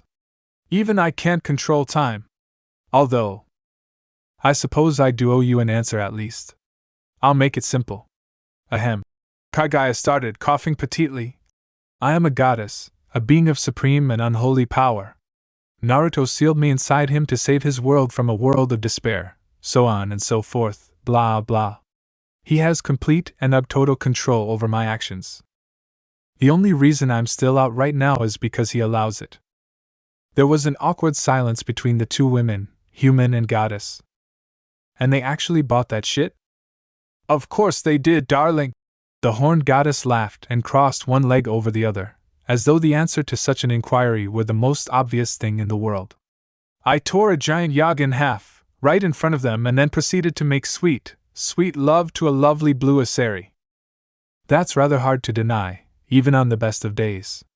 Now if you would kindly refrain from any further acts of untoward violence, I might be able to finish my explanation. Fucked. Her mind had just been, well, truly, and royally fucked. Okay, what? In exchange for saving his life while he was in that weakened state, I eked a promise out of him. I made him swear me half a day in his body for exhausting myself like that. After all, the goddess preened, smiling. A girl needs to have a little me time every now and again. The Asari was simply an experiment in curiosity, I suppose. Yeah, well, time's up. Jack snapped, clenching a glowing fist. Give him back. Now. You speak as if you own him. Kagaya leaned forward, and for a moment, Jack expected another speech. Do you believe that to be true? Yeah, well, she muttered. He still owes me for helping him burst out of prison a while back. And I intend to collect. I dare say if any should say to have a claim to him, it would be me. Not you. Jack was still expecting another speech. She was wrong. A hand shot out with blinding speed, slender fingers wrapping around her throat in an iron vice and slamming her into a bulkhead with numbing force. Stars' entire solar systems burst before her vision, rupturing in an overwhelming supernova of superhuman brightness. Then she realized it. No air. No oxygen in her lungs. She couldn't breathe. Choking. Kagaya was strangling the life out of her. Naruto is mine! The words were a hiss, from the deepest, darkest, blackest pit imaginable. Who saved him? I did. Fangs flashed in the muted lightning, prominent canines gleaming with menace. Today wasn't the first, you stupid cretin. Countless times I have stood between him and certain death. Innumerable times. I have safeguarded him time and time again at my own expense, suffered heartbreak and pain for my trouble, and still upheld this thankless task. If you think you can lay claim to him so easily, you are sadly mistaken. Casting her to the ground, The white-haired woman savagely slammed a heel in her stomach, the tough point grinding agonizingly down against her liver. Jack snarled in pain. Gah! Bitch! What the fuck? Trust like that is earned, my little songbird. The deity purred, her voice gone silken with malevolence. And what have you done to earn it, Nothing. Her foot drove down again. You do no trust him, no, not as he trusts you. He would lay down his life for you in a heartbeat, you any of his crew many. Of whom he barely knows, but would you do the same? I think not.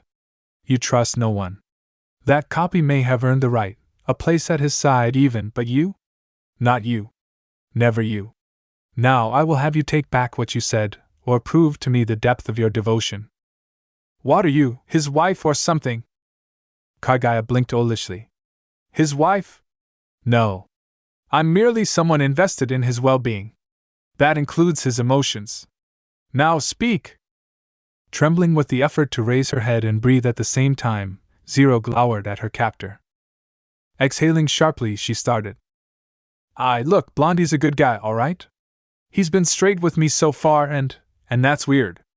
Most people usually screw me over by now or some other stupid shit. There. Happy now? Furtively, she grasped at the foot still bearing down on her stomach, crushing her. Now get off of me! And? She choked on the words. Oh? There was a pause, the flames of her fury flickering, dying. You truly do care for him, don't you? He's gotten to you. How adorable. A vicious biotic slam took those words and smashed them to pieces, flattening her against the wall with bone-crushing force and bloodying her arm. One hand still outstretched, the convict stalked after her victim, eyes glittering like angry black diamonds. Kaguya's expression didn't waver in the slightest. If anything, she seemed amused by the sudden reversal, because she allowed it, this moment of weakness. Jack's reply only made that smile even wider, darker somehow. Hurt him and I will destroy you. There. That's what I wanted to see. The goddess paused, licking a bloody finger. I'll loan him to you for the time being. But only because you asked so nicely. The air grew suddenly thick, heavy against everyone's skin, clogging their ears.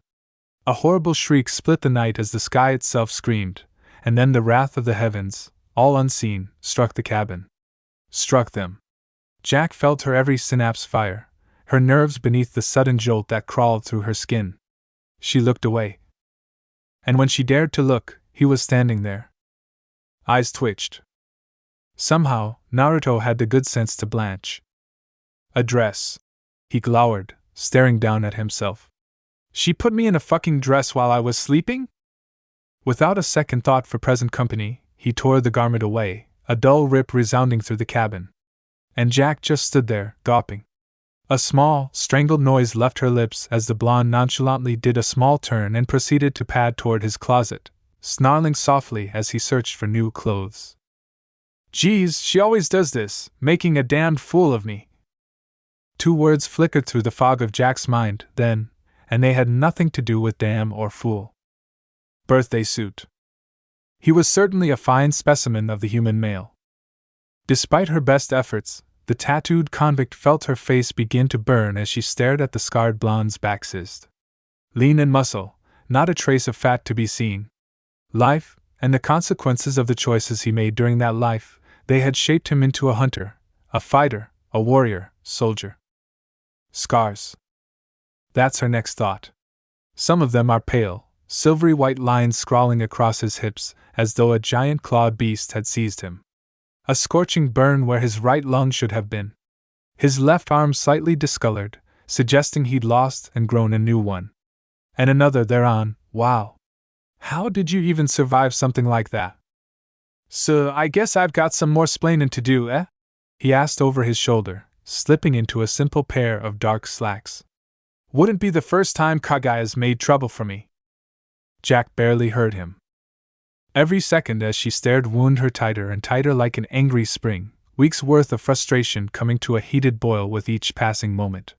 You care about him. Kaguya's words suddenly came to mind in a grisly flash of insight. She'd been incredibly stressed for far too long, little daggers of annoyance digging into her brain with each passing day.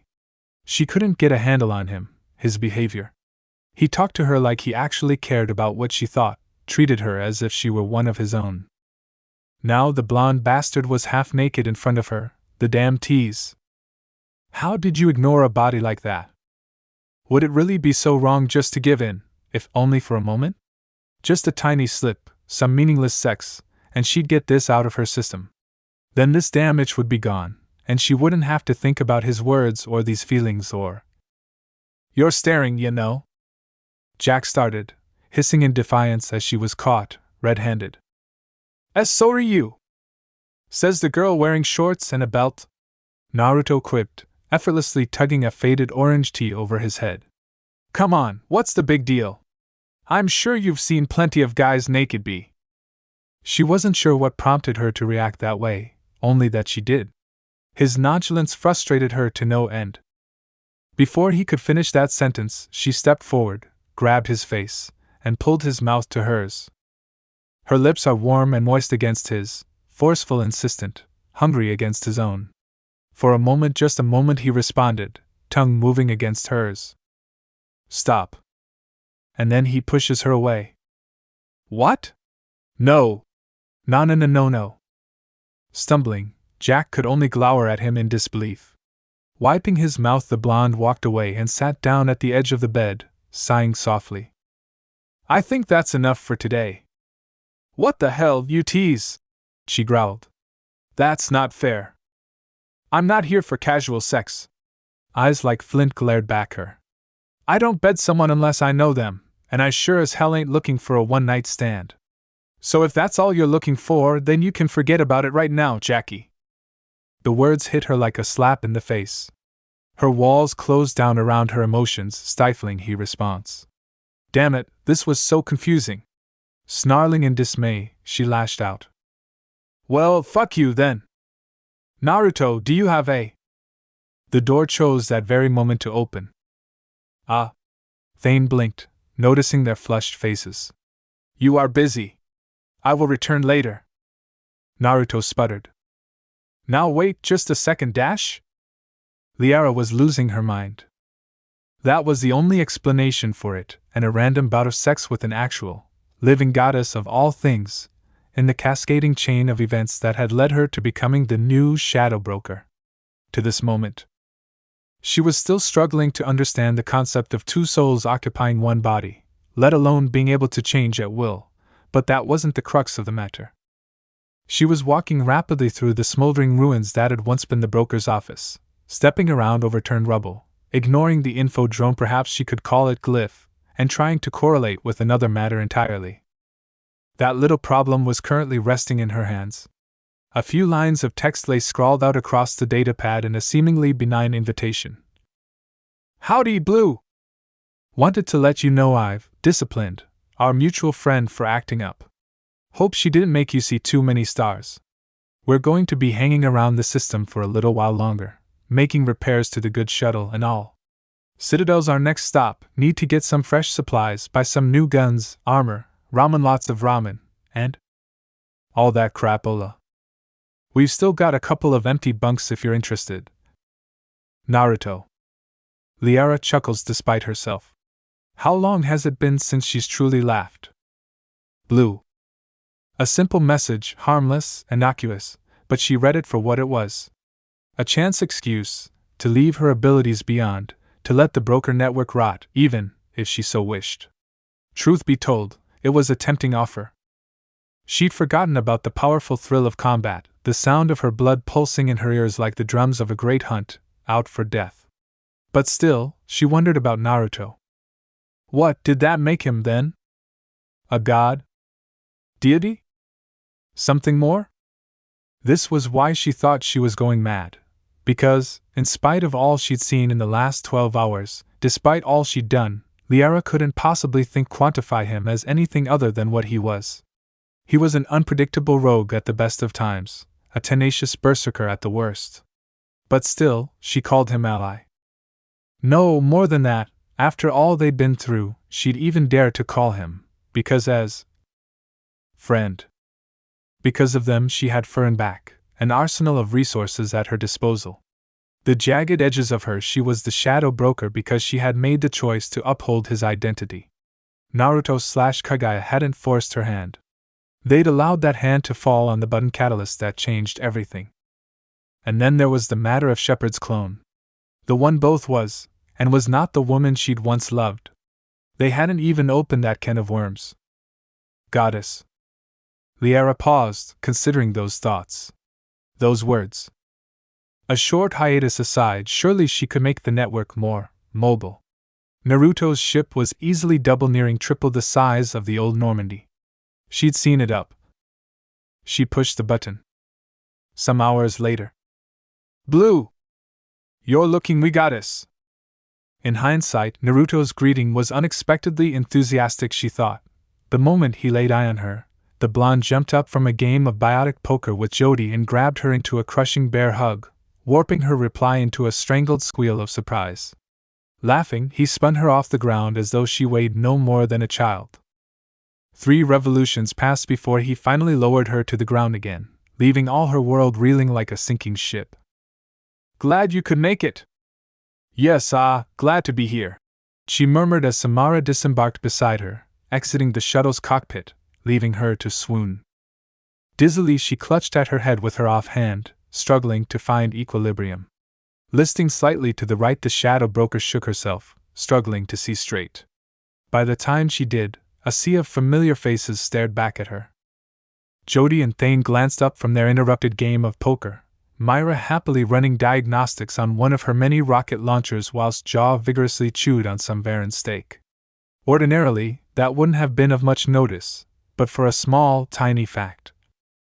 That they were all presently here, in the cargo bay. Had they all be waiting here for her? The idea momentarily stunned Liara. Perhaps it was time she reevaluated her opinion of this little gallery of rogues. I've brought some of my data feeds, she gestured, indicating the battered craft behind her. I hope you don't mind. No, it's fine. Naruto waved her worries away, grinning. Samara can show you to the aft bay and get you set up. Sure enough, a biotic field engulfed the servs, effortlessly hoisting them up and out of the ragged shuttle and into the air. This way if you would, Dr. Tsoni. The serene Justica waved with her offhand. We'll be taking the cargo elevator. Behind her, she was distantly aware of Naruto's laughter. To the Citadel it is, then. Onward! To fame and infamy! Muted laughter greeted them. Liara was left to ponder those words. The Reapers say flesh is weak. It burns, it bleeds, it bruises. But it also heals. It can love. It can feel. It can also hate. Jane Shepard had gone beyond hatred. The molten lake of her rage was now a frozen tundra, freezing all who came near. Not even her exo was immune to her wrath nowadays. Anger that should have been directed at the collectors was instead directed at herself, her failures, her mistakes, second guesses, and the one who had exacerbated her condition. Naruto. So yes, Commander Shepard was, in all honesty, slipping. Beyond slipping, to be honest, which was problematic. Now she was actively falling. Morden had kept these thoughts to himself for quite some time now, but now he was beginning to wonder. Problematic. No, dangerous behavior. Threat to the mission. Cause and effect. That much was obvious, even to his occupied mind. Humans over-emotional. Needed to focus. Compartmentalize. The madness of Zaid's little mission spoke volumes to the former Spectre's mental state. Civilian casualties. Unacceptable. No, not an option. Such casualties should be avoided whenever they could, but Shepard had willfully ignored the screams in the refinery and pressed on. Had he not been there, he wouldn't have believed it himself. Now crew was on edge. Dangerous, Commander. Restless crew. Chafing. He murmured to himself, his pitched voice echoing softly through the lab. Implications unpleasant. Had he the foresight for it, he might have seen the irony in those words. Nearly everyone knew about her tumultuous relationship with Gurus, but this went beyond doctor-patient humor. Worse so, that shepherd now planned to help Gurus take a life on the citadel, while the rest of them sat here, in dry dock. Loose cannon. Dangerous. Rogue behavior. Unpredictable. Morden frowned. Problematic. He had no way of knowing just how very right he was. And how very angry a certain blonde was all of 3 seconds away from killing that very man himself.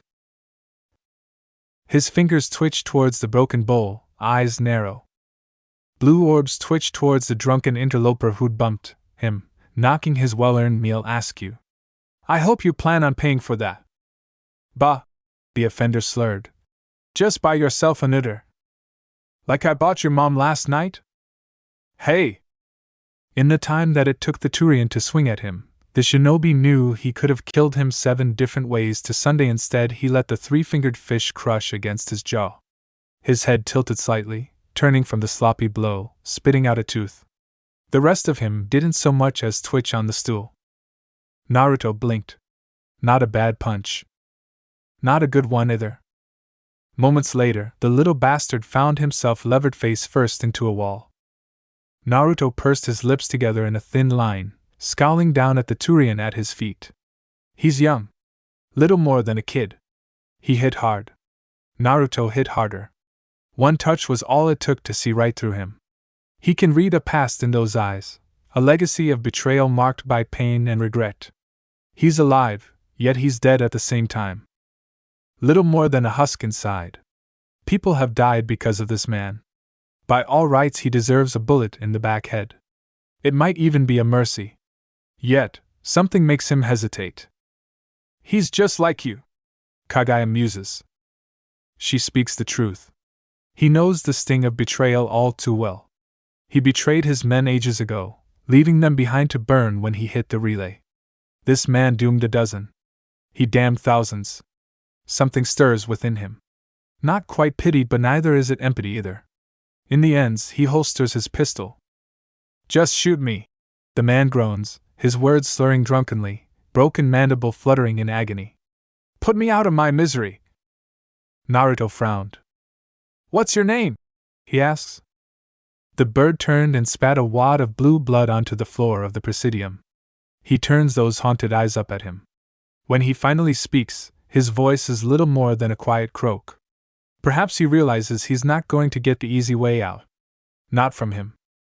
Sidonis. Ah. Now it all made sense. The one who betrayed Gurus. In the next instant, he reached down and grabbed him by the scruff of the neck, hauling him to his feet. He wills himself not to cringe at the copious amounts of liquor on the boy's breath. Name's Uzumaki Naruto. You work for me now. Got it? Consider it payment for spilling the ramen. Now get your ass in gear. Wordlessly, he drops him, leaving the alien to stagger in his wake. Then he turns and walks away. Where you going? Sidonis calls at his back. I'm shipping out. Now. Got a war to win against the collectors. Collectors? You're fucking crazy. So I've been told. Now, are you coming, or do I have to tear strips out of your hide? Make up your mind. He keeps walking. I won't do it for you. Maybe Sidonis recognizes the offer for what it really is, a chance to redeem himself. To repay his debts. Make things right. Maybe he's just too frightened to question him. Perhaps it's a measure of both. Regardless, he doesn't protest. Naruto doesn't have long to wait before he hears the Turian half-stumbling, staggering after him. He trips at first, but he keeps going. Stumbles again, but does not fall. Naruto grins. Welcome aboard. He never saw the other Turian until it was too late. So focused had he been on his path that he almost didn't notice the gunmetal blue armor in the rafters. Didn't see the sniper rifle. But he did hear the bullet, the round flying free with a sharp crack of noise and angry single round that would most likely ventilate the skull of the poor sod he just befriended. Down! Blue eyes snapped upright as he yanked a terrified Sidonis out of harm's way, following the shot. There was an awkward silence as he met Gurus's eyes miles away. A slight smile pinched those whiskered cheeks. Quack, quack, motherfucker! Then, grabbing Sidonis by the scruff of the neck, he ran like hell. Quack, quack, motherfucker. Pfft, yeah right. Jody guffawed, taking another sip of her beverage. You did not just say that. Non-alcoholic, of course. Naruto still wouldn't let her near anything resembling the stuff after that last incident with Jack tearing out a bulkhead. Scrooge. The thought was nearly enough to sour the clone's good mood. Who was he to say when and where she could and couldn't drink? But the pleasant buzz returned when the blonde turned and flashed her a dazzling smile over the pulsing lights. Unbidden, she felt her face warm. Then, Naruto continued cackling, I flipped him the bird and bolted. You didn't. Oh, yes, I did, he crowed proudly, flopping down beside her on the couch with near exultant glee. Should have seen the look on old Birdbrain's face. 1 minute he was staring at me through the scope and the next YOINK. I got the hell out of there with Bird Boy in tow. A lone mirthful tear trailed out of his eyes and was swiftly dashed away by a gloved hand. I miss the good old days when I did crap like that all the time. Nowadays, it's always running and gunning from one end of the galaxy to the other and trying to stay alive. No time for fun. Yes. Yes, I do. The clone found herself laughing softly. You don't disappoint, do you? Having second thoughts? Hell no! Jody declared her agreement and continued to nurse her non-booze drink. Look, you dumbass! Jack's throaty voice called over the din. Get over here! I want to talk to you. About what? Naruto called back, utterly ignorant of her discomfort. About before. Hi! He chirped happily, wheeling away without a second thought. Right away! Without another word he bolted across the room, leaving Jody to her thoughts. Having retreated to the Prometheus in lieu of another scouting run thanks to their successful recruitment of some much-needed support staff, the squad was gathered in the ship's lounge to honor the newest additions to their ranks. The list was as colorful and numerous as it was diverse, and even Jody found trouble remembering some of the new names and faces amidst the writhing chaos of the lounge. Of course, with so many new crewmen joining, well, that meant a celebration. With Naruto, that meant party. A big party. Still, she recognized a handful of the more infamous lot lost amidst the faceless masses of the crew. There was a soft-spoken Batarian known only as Thruck, exiled from the hegemony for some crime or other. He wouldn't say what, and, to be perfectly honest, Jody was afraid to ask. She could guess. The alien was something of a walking tank with his many weapons and heavy armor. It made her glad to know he was on their side. He caught her staring across the way, his 4 eyes narrowing in surprise. But he quietly raised his glass in a toast instead, one she mirrored in silent thanks. The one standing beside him was slightly more of a mystery. He was a strange man who claimed to be no one. Jackin Hagar. By contrast to the stout-looking Thruck, this man was lean, almost wiry by comparison. His leonine face was almost constantly hidden behind absurdly long hair. Locks the color of matted blood, through which a streak of white shone. No weapons to speak of behind a vicious-looking staff slung around his shoulders, and very little in the way of armor. Naruto hadn't found him. He'd found them. Somehow, this man of many faces had been waiting in the cargo hold, unnoticed, and would have remained so if not for Cortana. When they'd found him, well, the initial contact hadn't been pleasant. What a fright that had been! Earlier.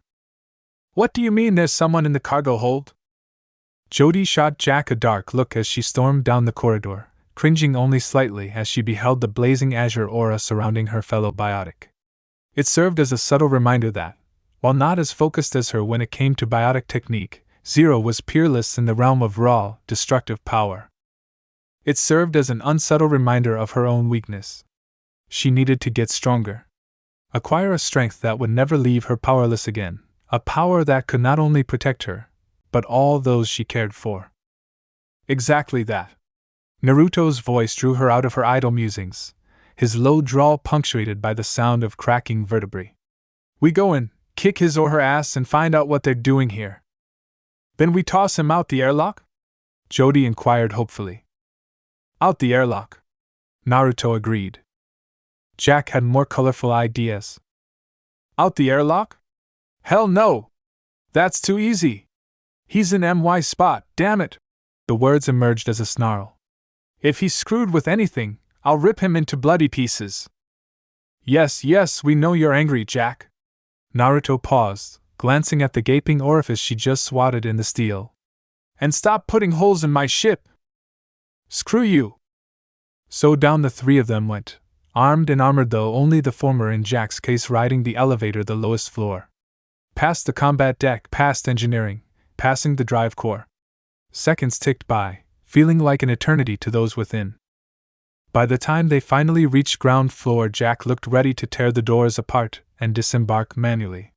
While it would have been nice to see her try, Jody instead contented herself to a small sigh and stepped out after the unlikely pair, fearing the worst, hoping for the best.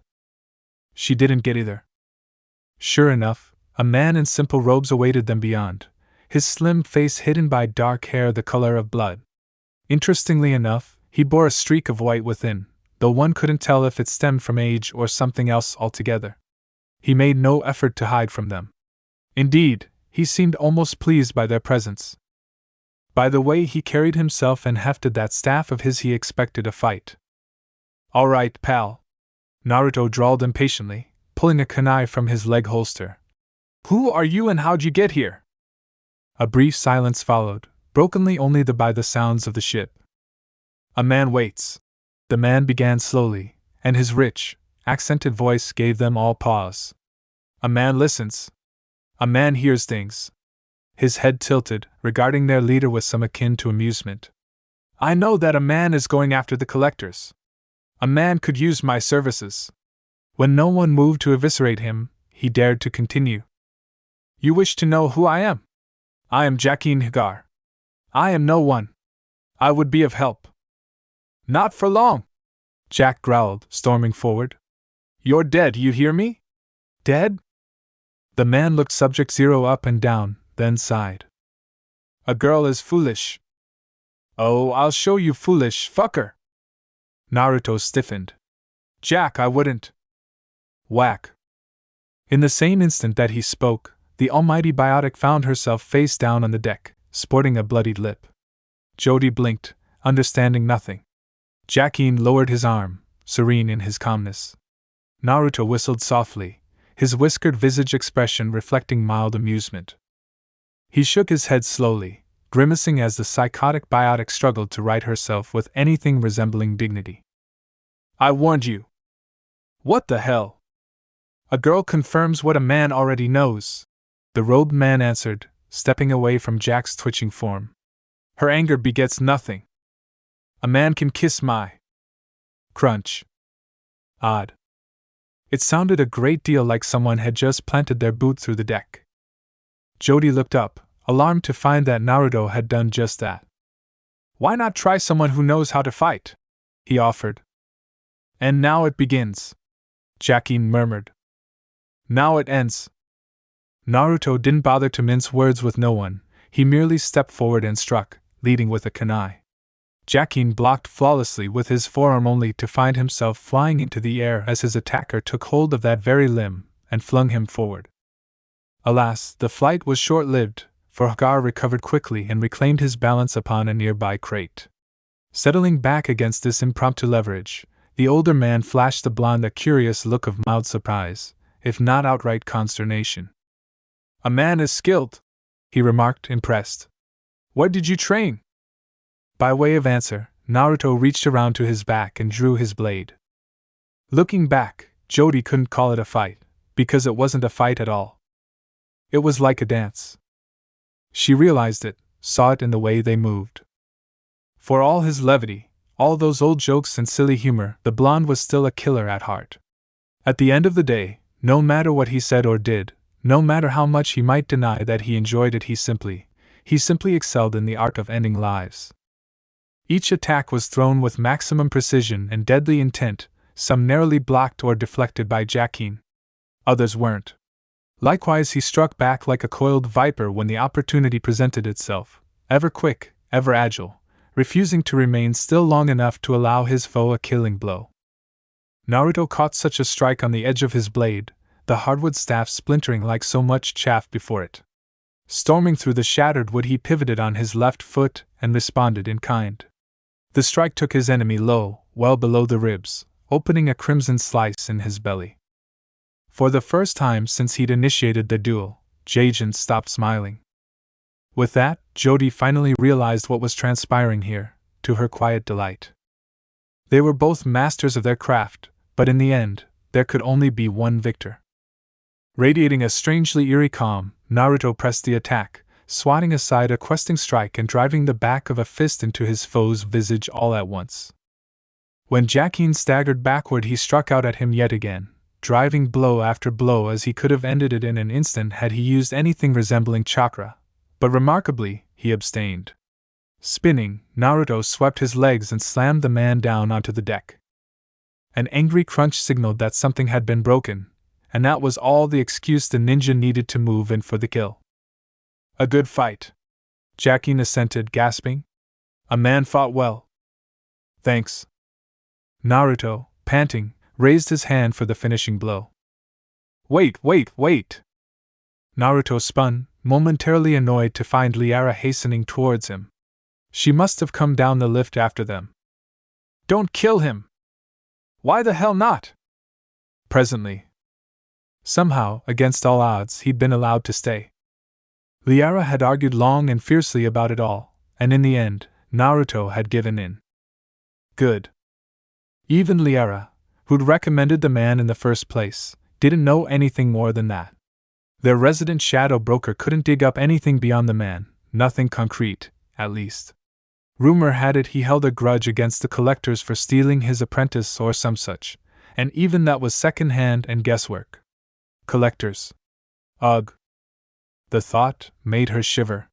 She'd never seen one in person, but the tank had told her all she needed to know about the slimy bastards. They were sick. Twisted. Wrong. A girl sits alone. Jody nearly jumped out of her chair as a hand materialized out the darkness to lay hold of her shoulder. What han, where were we? A girl had a thirst. Jaijin Hagar remarked wryly, hefting his glass. No, wait, that was hers. Now it will be quenched. He pressed a fresh one into her hands, one she suspected contained a fair bit of alcohol. Enjoy. Jody, all at sea, could only blink as he melted back into the crowd. Thus freed, her gaze swept the gathering once more. Next to catch her eye was Samus Aran. Thankfully not quite as infamous as the illustrious Zaid Masani, she was still a dangerous woman. Cold, too. She'd spoken to virtually no one since she'd signed on. And last but not least, perhaps most notably among them, a gun-toting, smart-mouthed Hanner going by the name of Blasto. She wasn't sure about the name. Was Blasto even real? Now, Jody knew enough about the Hanner as a whole to find them utterly unfrightening. Wait. Was that even a word? Meh. Each and all of them had been ruthlessly vetted by both Samara and Liara alike before they'd even been allowed to so much as set foot on the Prometheus. Potentially dangerous though they might be, they were at least confident that none of them were a mole for Cerberus or held ties to any disreputable factions. Or maybe they were wrong, and they'd all find themselves knifed in their sleep. With all the shit that had happened lately, she wouldn't be surprised. Scoffing, she paced away, nursing her drink.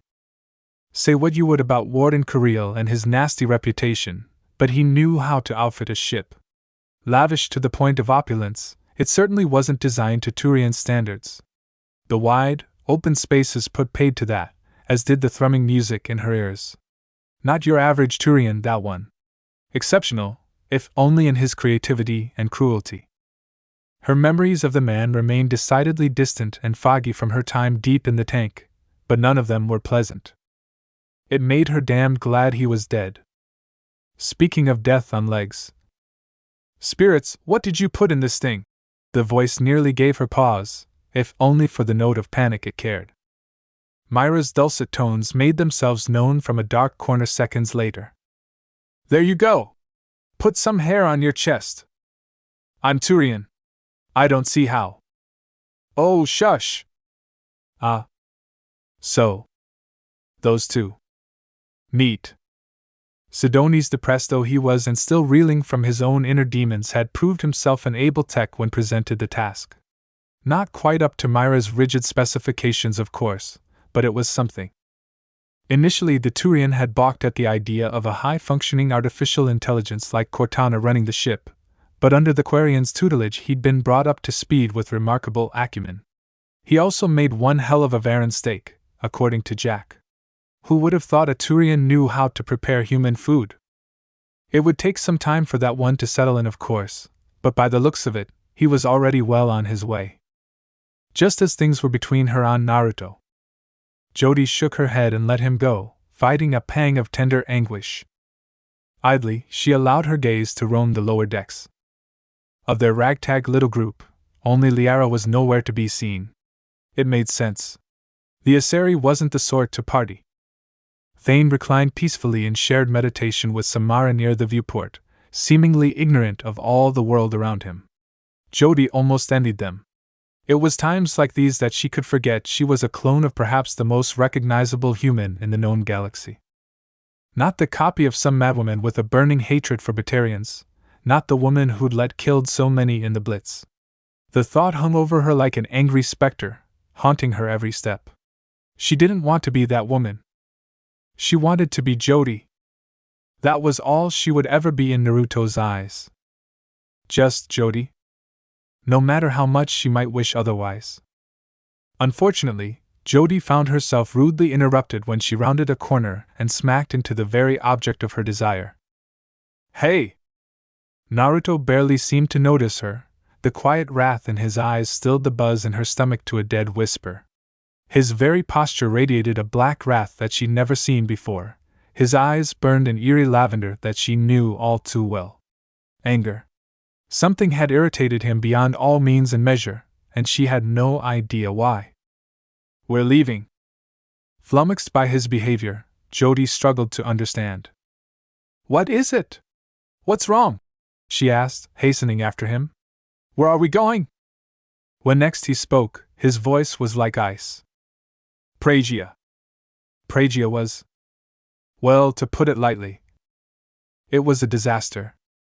Fuck fuck F-U-C-K. Naruto winced slightly as Jack's fist thudded into the wall, denting the steel.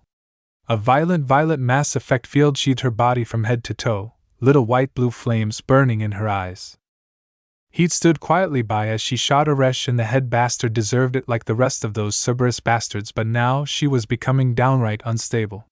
With every second she teetered further and further over the edge, threatening to lash out at those she held dear, radiating hostility like a feral Varan. Jack, you need to calm down. She rounded on him with a hiss. I am calm. Can we go home now, mister? A small voice cried. I want to go home. Soon, Six, soon. The human child, known only as Six, cowered quietly behind him, taking shelter behind him. He'd have to get her someplace safe after all this. He distantly recalled reading her file. She was from, where, exactly? Before he could ponder the matter further, the sound of biotics breaking glass jerked him back to the present. I hate them. Every fucking one of them. Jack roared. Why the fuck would they do something like this? Why would they bring more kids here? Naruto scowled. I don't know. He patted the nuke on his back. But I know exactly what we're going to do about it. Naruto loved stealth. There was something infinitely gratifying about surprising your opponent, something primal when you saw that look in his eyes. You're better, and he knows you're going to die. It was a dark thought, darker than these cold shadows he clung to, darker still than the thoughts raging in Jack's head. Killing, at its core, when you decided to forego the guns, the armor, the shields, all the technological advances of today, that was all it was in a nutshell. And when it came right down to it, he was unmatched in the art of violence. Peerless. Pragia was perfect for it. In the darkness, he was at his best. If he didn't want to be seen, he wouldn't be. For once, there was no heavy armor or life-threatening situation to slow him down. No hostages to worry about. No one to protect. Nothing beyond the pure, simple need to search and destroy. Only his own weapons and lightly armored suit alongside the heavily shielded warhead on his back, the knives in his belt, and a bit of chakra coating around his feet to ensure his silence. It felt good to rely on his own skills, rather than the sheer brute force he'd taken to as of late. Cutting loose and berserk was all well and good, but there was a time and a place for it, and now was either of those. Tonight was a night for ninja. Although, he still didn't understand why Jody was freaking out over his new get-up. Apparently his new outfit was Mondo cool, or some such. Whatever in blazes that was supposed to mean. Kids these days and their new age talk. Made a man feel old, it did. I think it's cute. Kagaya sighed from the depths of his soul. Clearly, she pines for you.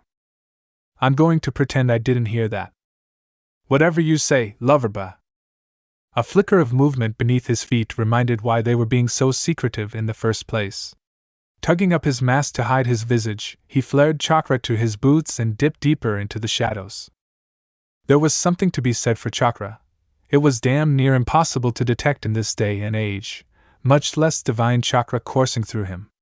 Dark energy and biotics were susceptible to scanners, of course, but him?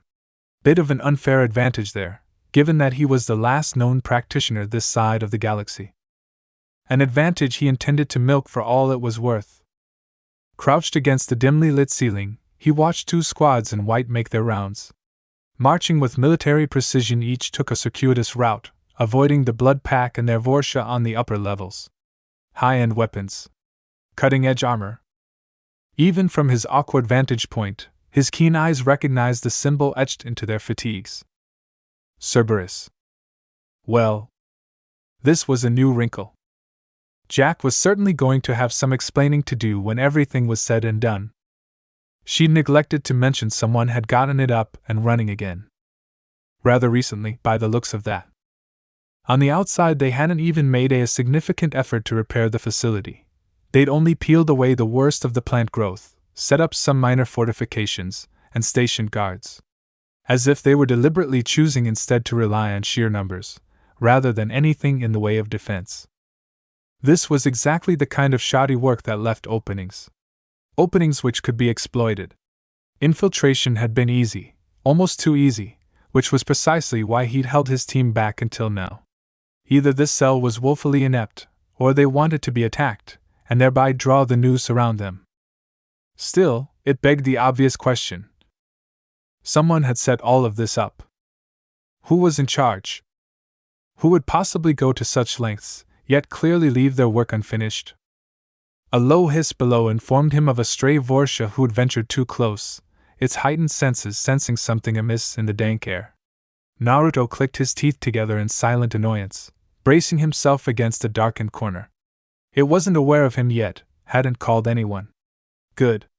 It gave him a chance to test out some new equipment.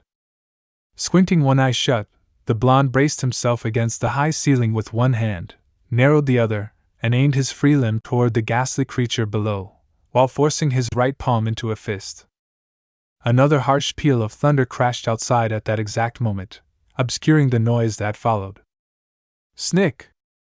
The grapple hook did its job and theme sum, bursting from it gauntlet to arced unerringly downward, spearing the stunned sentry square in the chest, silencing any noise it might have made.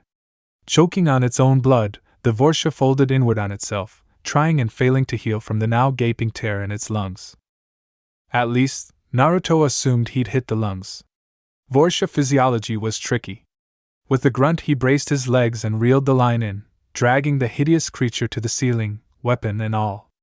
An equally swift tug extricated the hook from its victim, allowing him to slit its throat for good measure, stilling its struggles entirely. From there it was a small matter to dispose of him in the jungle and reclaim his perch. Slipping back into the shadows, he favored his new tool with a grim smile. Oh yes. He was keeping this. One of Myra's latest creations, the grapple sported a thick, yet portable cord easily capable of punching through armor and supposedly able to lifting anything short of a Krogan or an L-chair. Just as well, he supposed. If it could lift one of those, it'd be woefully overpowered at any rate. One down, he ticked off in his head, dozens more to go. This is going to be a long night. Pathetic scavengers like the Blood Pack weren't anything out of the ordinary, and easy to dispatch, but hardened Cerberus soldiers? Working with aliens for that matter? That was new. New and dangerous. In his experience, it was better to avoid a needless fight with one's enemies, rather than simply kick in the door.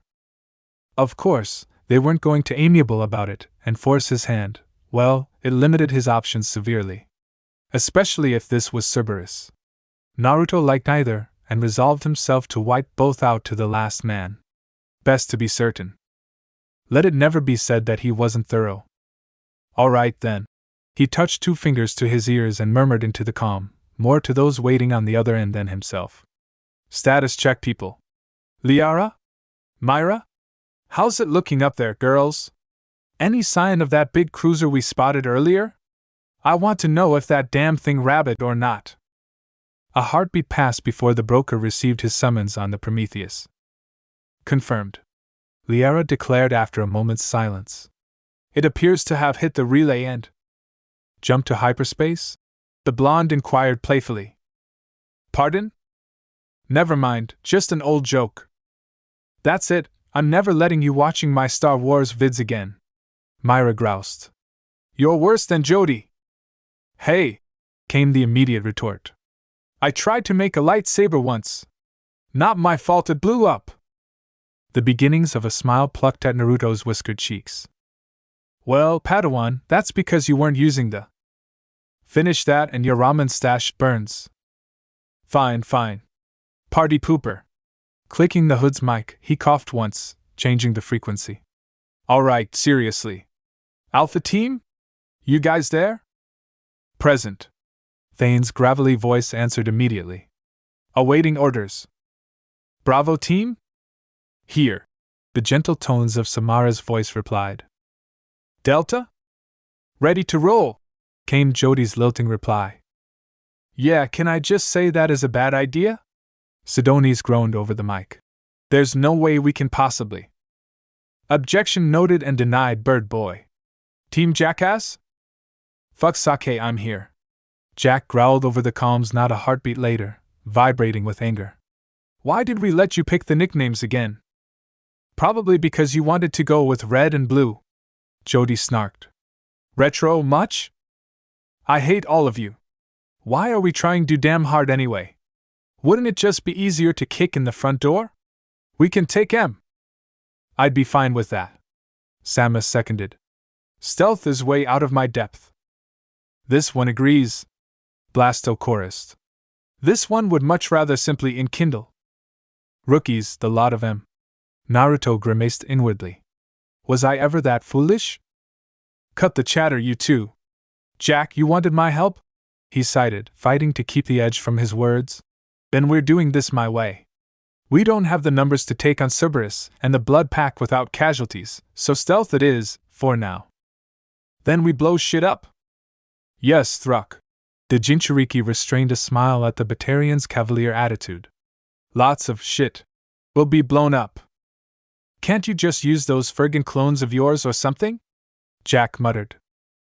Of course I could if I wanted to bugger everything up. You can be a serious dick sometimes. Love you too. Why? Leaving her with that remark, he reached back for his weapon, freeing his rifle from its holster and sighting down its scope. Within moments, an unlucky mark wandered into his sights, a Cerberus guardian, easily made identifiable by the bulky shield he carried. Well, that was problematic. He wouldn't be able to grapple him with that barricade in the way, and he couldn't risk unloading on the trooper without giving away his position. If he had been alone, it would have been problematic, forcing him to consider a different venue of assault. Thankfully, he was anything but. Guys? Never taking the scope from his eye, he silently whispered into his calm. Got a straggler here. Think someone could. On it. Samus sighed. A pulsating cord of blue light arced out from the darkness cannon and snared the helpless guardian by the neck, drawing a strangled grunt from the man. Now, Naruto couldn't see his face behind that ugly black helmet he wore, but he liked to think the soldier's eyes widened as the bounty hunter dragged him outside into the storm. Less so when she broke his neck. Pfft. They call these flimsy things armor? Ridiculous. Naruto permitted himself a grim smile. Top-end tech tends to help, you know. I'm not lending you the suit, Naruto. Damn. What would you even do with it? Jack snorted, a rare note of amusement creeping into her voice. Cannon. Nuff said. To be fair, Myra chimed in, you could get a lot of uses out of that thing. And they say I have a dirty mind. Naruto whistled softly. What? No! Not like that. Samus! Back me up here! Yeah, not going anywhere near that. Too late, you said it. Oh, Keela! For all the banter, it felt good to be a part of a team again. Not just as a unit, but to have a family, something worth fighting for, something worth protecting. It almost reminded him of the old days. To have friends to trust his life to. And now they all might perish. He had considered simply using shadow clones to avoid this very scenario. The only problem was their durability. A few shots from a high-powered rifle would make mincemeat of them, and then where would they be? A small army was useless if they just evaporated in a few shots. So, no, they wouldn't be much use as infantry. But to infiltrate and destroy the enemy from within? To spring a trap? They could manage that task just fine. Just admit it, Kaguya chuckled quietly. You got that idea from me. Remember your first plan? Hey, Naruto conceded as he changed position. It was a good plan. Just a little explosive. A bemused note trilled. You wanted to charge in, guns blazing. Fine, fine. I bow before your wisdom, O great goddess. You were right. Well, flattery will get you everywhere. Learned that one on my own. He counted 3 more squads near the perimeter before he decided to make his move. There were more of them than he'd expected, and tactics could only do so much. At this point, they'd just have to hope for the best. Jack had asked him to take her to Pragia, and so he had. Perhaps, had he known he'd have a chance to relive his glory days, he'd have answered the call sooner. As it was, Pragia reminded him of the dense forests that had so defined Konoha back in the early days of his career. Before the dark times. Before Madara, and all his madness. He'd lost his way since then, taken to relying on brute strength and Kaguya's power to make it through tight spots, situations he could have avoided had he just used his head and thought things through. No longer. He was home. Once again, he was ninja. Let Jack and the others go in, guns blazing. They had something of a small army now, thanks to the new recruits and specialists. Many of them favored the direct approach, hit hard and fast, ask questions later. It was a mindset he could understand, but one he disdained all the same. Precious few excelled in stealth. Only he and 2 others embraced that lifestyle. That suited him just fine. Raising a hand to his wrist, he silently gave the order that would loose them on the unsuspecting enemy. Exhaling softly, he uttered the words that would start a war. All right, go. Everyone go, go, go! The Blood Pack never saw the first wave of the Prometheus squad. Or his squadmates, for that matter. Neither did the Cerberus dogs who'd hired them. The blonde didn't let them. He dropped from the ceiling, silent as a shadow. His first victim was an errant Vorsha secluded from the others on sentry duty. Idly fiddling with its makeshift rifle, the alien was wholly unprepared for a living shadow to drop from the black. It barely gurgled as the assassin seized hold of its throat and smashed its head to a bloody paste against the flagstones. Even as he fell, a clone descended to take his place in a perfect henge. Snatching up its weapon, it seamlessly took the creature's place and resumed its rounds. The second to fall was a Cerberus tech, having detected the dull crunch of bone against metal. His curiosity proved his undoing, for he made the mistake of noticing the red smear left behind. It was his last. A green blur flickered against his peripherals and he spun, gun in hand. No sooner had done so than a trio of silenced shots slammed into his spine from behind, causing him to convulse and crumple to the floor in a twitching mass of arms and legs. His final sight was that of a staff descending on his head. Then he saw nothing ever again. He, too, was replaced by another clone. The 5th victim, a great brute of a Krogan, proved slightly more problematic to kill than his comrades. Kurek, who by all accounts and incessant bragging, seemed to be the leader of this unruly little band. Not only was he already made wary of the sudden absence of his allies, but he appeared to have realized something was amiss. Naruto caught Jakin's eye from the shadows and gestured sharply with his right hand, fingers tightened in a wedge. The faceless man caught the gesture and returned it, whistling softly. Sure enough, the Krogan paused, turned his head towards the noise, leaving his back open. The Black Widow bucked violently in Naruto's hands, tearing a gaping hole through the Krogan's thigh. Then Naruto dropped one last time. Daggers first. Kurek howled. Naruto roared back. Thane came in high. Jakin, low? To his credit, the Kurek actually managed to endure the first barrage. Staggering as the first shot slammed into his knees, he nevertheless managed to keep his footing and bat the faceless man aside, hurling Jakin into Thane with enough force to send both men sprawling. To his infinite disbelief, they retreated as swiftly as they'd come.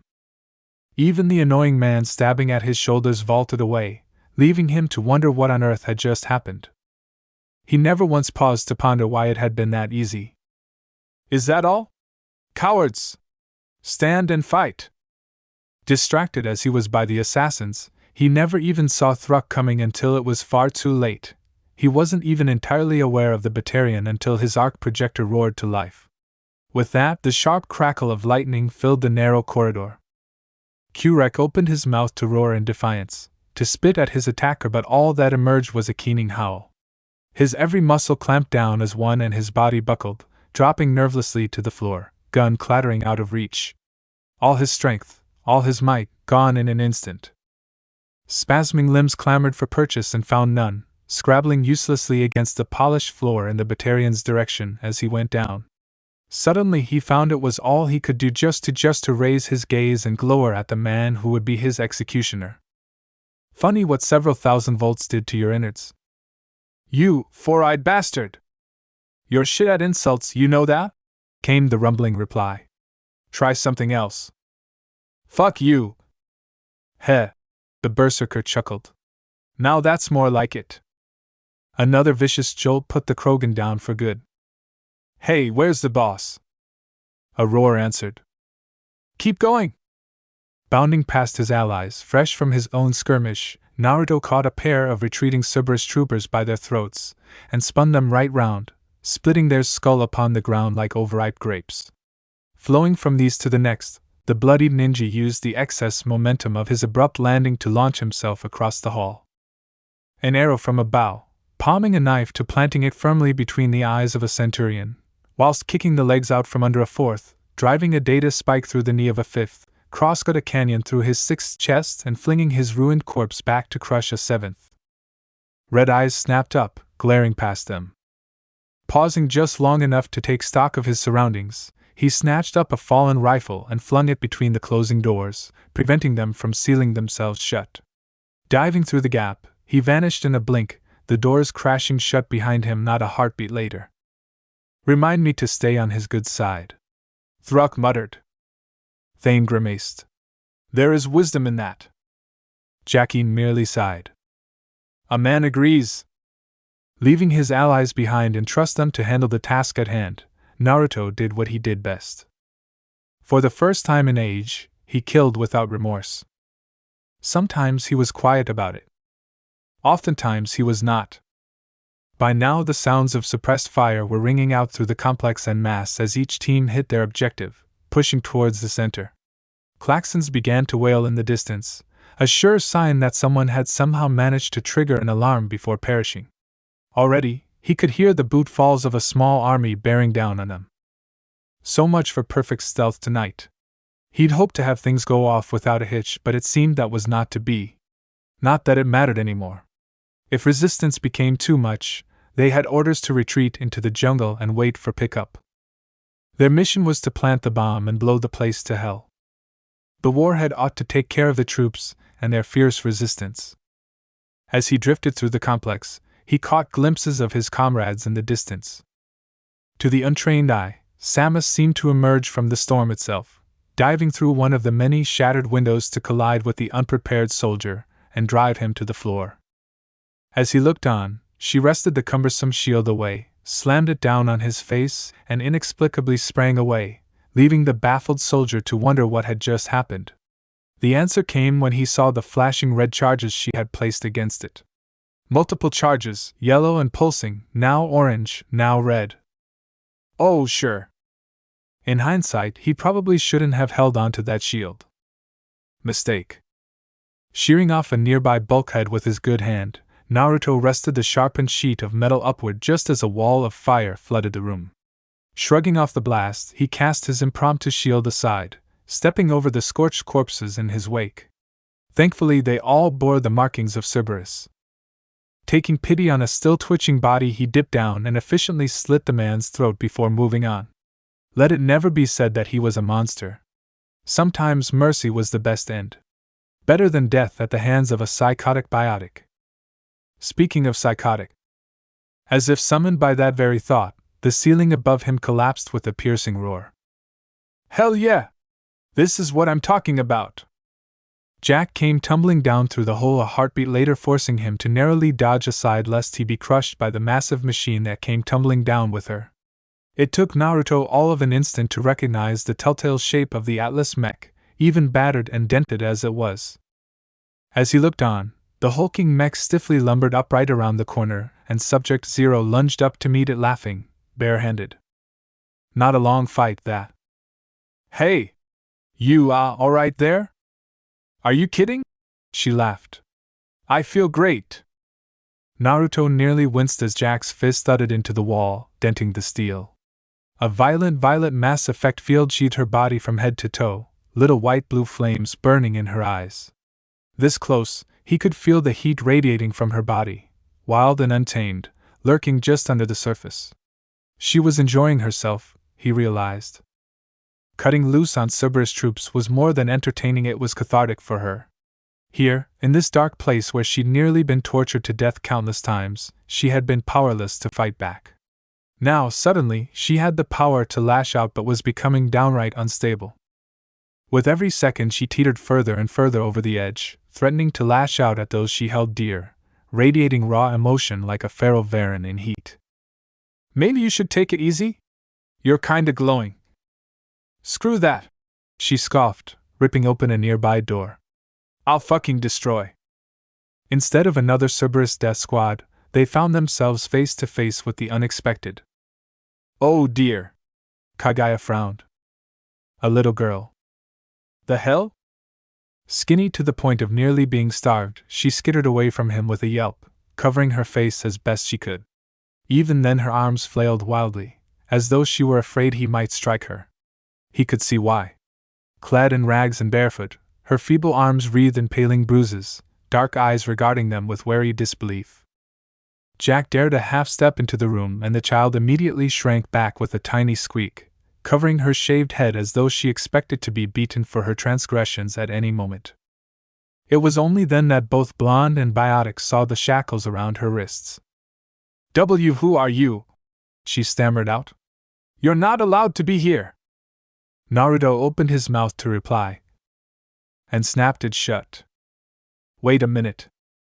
She looked familiar, almost eerily so. Almost like a younger version of Jack. Jack, he began slowly. Is there something you want to tell me? The tattooed convict spun to face him with such force that she physically warped the floor. What the actual fuck? I'm not the only one seeing this. Craning his head, the whiskered warrior risked a glance at the fearful girl cowering before them in abject terror, heedless of the firefight raging outside. She looks like you, Jack. Very much like you. Too much. Wanna fill me in, or is this news to you? Because you're not gonna like the conclusion I'm drawing. Her face went white. Like hell she does, Blondie. She has no idea what I've been through. Yeah, I might want to take that back. Do you not see the bruises and injection marks? Jack flinched. The fuck were you on about? I'm just saying, we know since Jody that it's possible to see Elo. Jack's hand slapped over his mouth before he could finish, silencing him. Not another word, she growled. Not one damn word. So you just want to leave her then? Wano! I didn't say that. Then hurry up and cut her loose. Naruto shot back, scowling. Regardless of who she is, we can't leave her here. Especially if she's a withering glower silenced him. You, just fuck you. Seriously.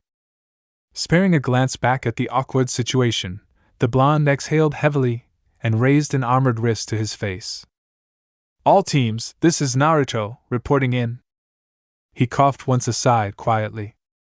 We may have a problem. Mad albeit somewhat feigned cackle sprang from Jodi's throat as she lifted her hands and pulled toward her enemies, seizing human and alien alike in visible tendrils of azure. Those nearest were luckier than most, in that their deaths proved relatively painless. The closest Cerberus sentinel found himself caught by the sudden pull without warning, ripped from the floor with such force that his body physically evaporated upon contact with the wall, rendered little more than a scarlet smear against the sundered steel. Oh! She all but felt Liara's startled blink through the comms. Remind me not to anger you. Fuck yeah, that's more like it! Myra cackled. Why didn't you do this earlier? Naruto's groan was quick to follow. Just don't let her break the base. Lala can't hear you. Rounding on the next wave, the clone brought her hands together in an explosive clap. Dark energy surged from her palms in response, roaring forward in a sinuous surging shockwave down the narrow corridor. Caught in such an enclosed space, the blood pack had nowhere to run. Some tried to fling themselves into thin alcoves to avoid the cascade. Others attempted to hunker down behind shattered walls or upturned debris. A few foolish Vorsha even dared to stand their ground and fire headlong into the storm, heedless of the blue death coming for them. Idiots! Who fired a missile into a shockwave. They all died horribly. Her biotics spared none, ripping through every opening to rend flesh and steel asunder. Some disintegrated outright, others were torn limb from limb, thrown about like broken dolls. The survivors fared little better, in the pride the Cerberus troops had foolishly trusting to their tried and true armor to weather the storm. It didn't save them from the reeve that followed. This was glory. A strength she'd never known. Jodi flung a hand forward and crushed it into a fist, rendering a nearby turret into a finely meshed ball of scrap. A thought set it shrieking forward with all the speed of a meteor, dashing it against any unlucky enough to find themselves in its path. Clattering past into the atrium beyond, the metal struck an unmanned Atlas mech and detonated explosively, sending the hulking machine toppling down on an unfortunate pilot who'd been about to board. It felt good to cut loose. Freeing. Even now she could feel her biotic amp burning pleasantly in the back of her neck, a slow rising burn that spurred her onward in spite of her comrades' concerns. It wasn't the fabled lightning she wanted to emulate, but it would do in its stead. And if it terrified the enemy, then who was she to question it? That was her purpose in this op, after all. Shock and awe. Terrify the enemy so badly that they wouldn't even think to fight back. A thought ripped a bulkhead free and cast it at them. Come here, boys! I'm not done with. Thunk. A harsh crack ripped through her shields and crashed against the visor of her helmet, momentarily obscuring her vision. Even as she dispatched the shooter, a second shot smashed against the back of her head to send her stumbling forward in spite of her barrier. Her loyal shield endured the hit, but the casing did not. With a pitiful groan, a portion of the hardened material cracked and split away from her face, exposing the girl's pale visage to the flickering light of the facility. Admittedly a crude piece of technology, and one acquired at the last minute, it was something of a miracle it had lasted this long at all. Nevertheless, I liked that helmet. An errant centurion gurgled in surprise as he beheld her face. Holy shit, it's Shepard! It was the worst thing he could have said. A muscle jumped in her jaw, eyes blazing blue. Exasperated, the redhead reached around and crushed his throat to red splinters. Jodi wanted to shout at them. She wanted to scream. She wasn't Shepard. Not her. Not ever. It wasn't her fault she'd been born this way. Manufactured. Created. In that moment her anger became all too real, the brief glee she'd experienced withering in a drought of all-encompassing fury. No. Wait. Belatedly she realized she could use this, turn it against the enemy. After all, It was common knowledge that the commander was running with Cerberus these days. Of course, they'd be startled to see her here. Moreover, it gave her a chance to vent. To unleash all the fury that had been building in her chest from the moment they'd set foot here. Casting the broken corpse aside, she towards upon the remaining troops. They all flinched. Her smile shone like the sun, but her eyes burned with unholy fury. "I find your lack of faith disturbing," she purred sweetly. Humming softly, Jody did what she did best. She went for a walk. Chapter end. Tired of watching censored fanfics? Would you like to watch some very naughty, filled with the lemons fanfics without any censorship? I'm happy to announce that I opened Patreon page for you guys, where you could watch Naruto/Deku, 18+ stories without any censoring. Not only that, you can also see the NSFW images of characters of the fics on my Patreon, which I make by myself. So buy your preferred tier and join our community now. Link is in the description.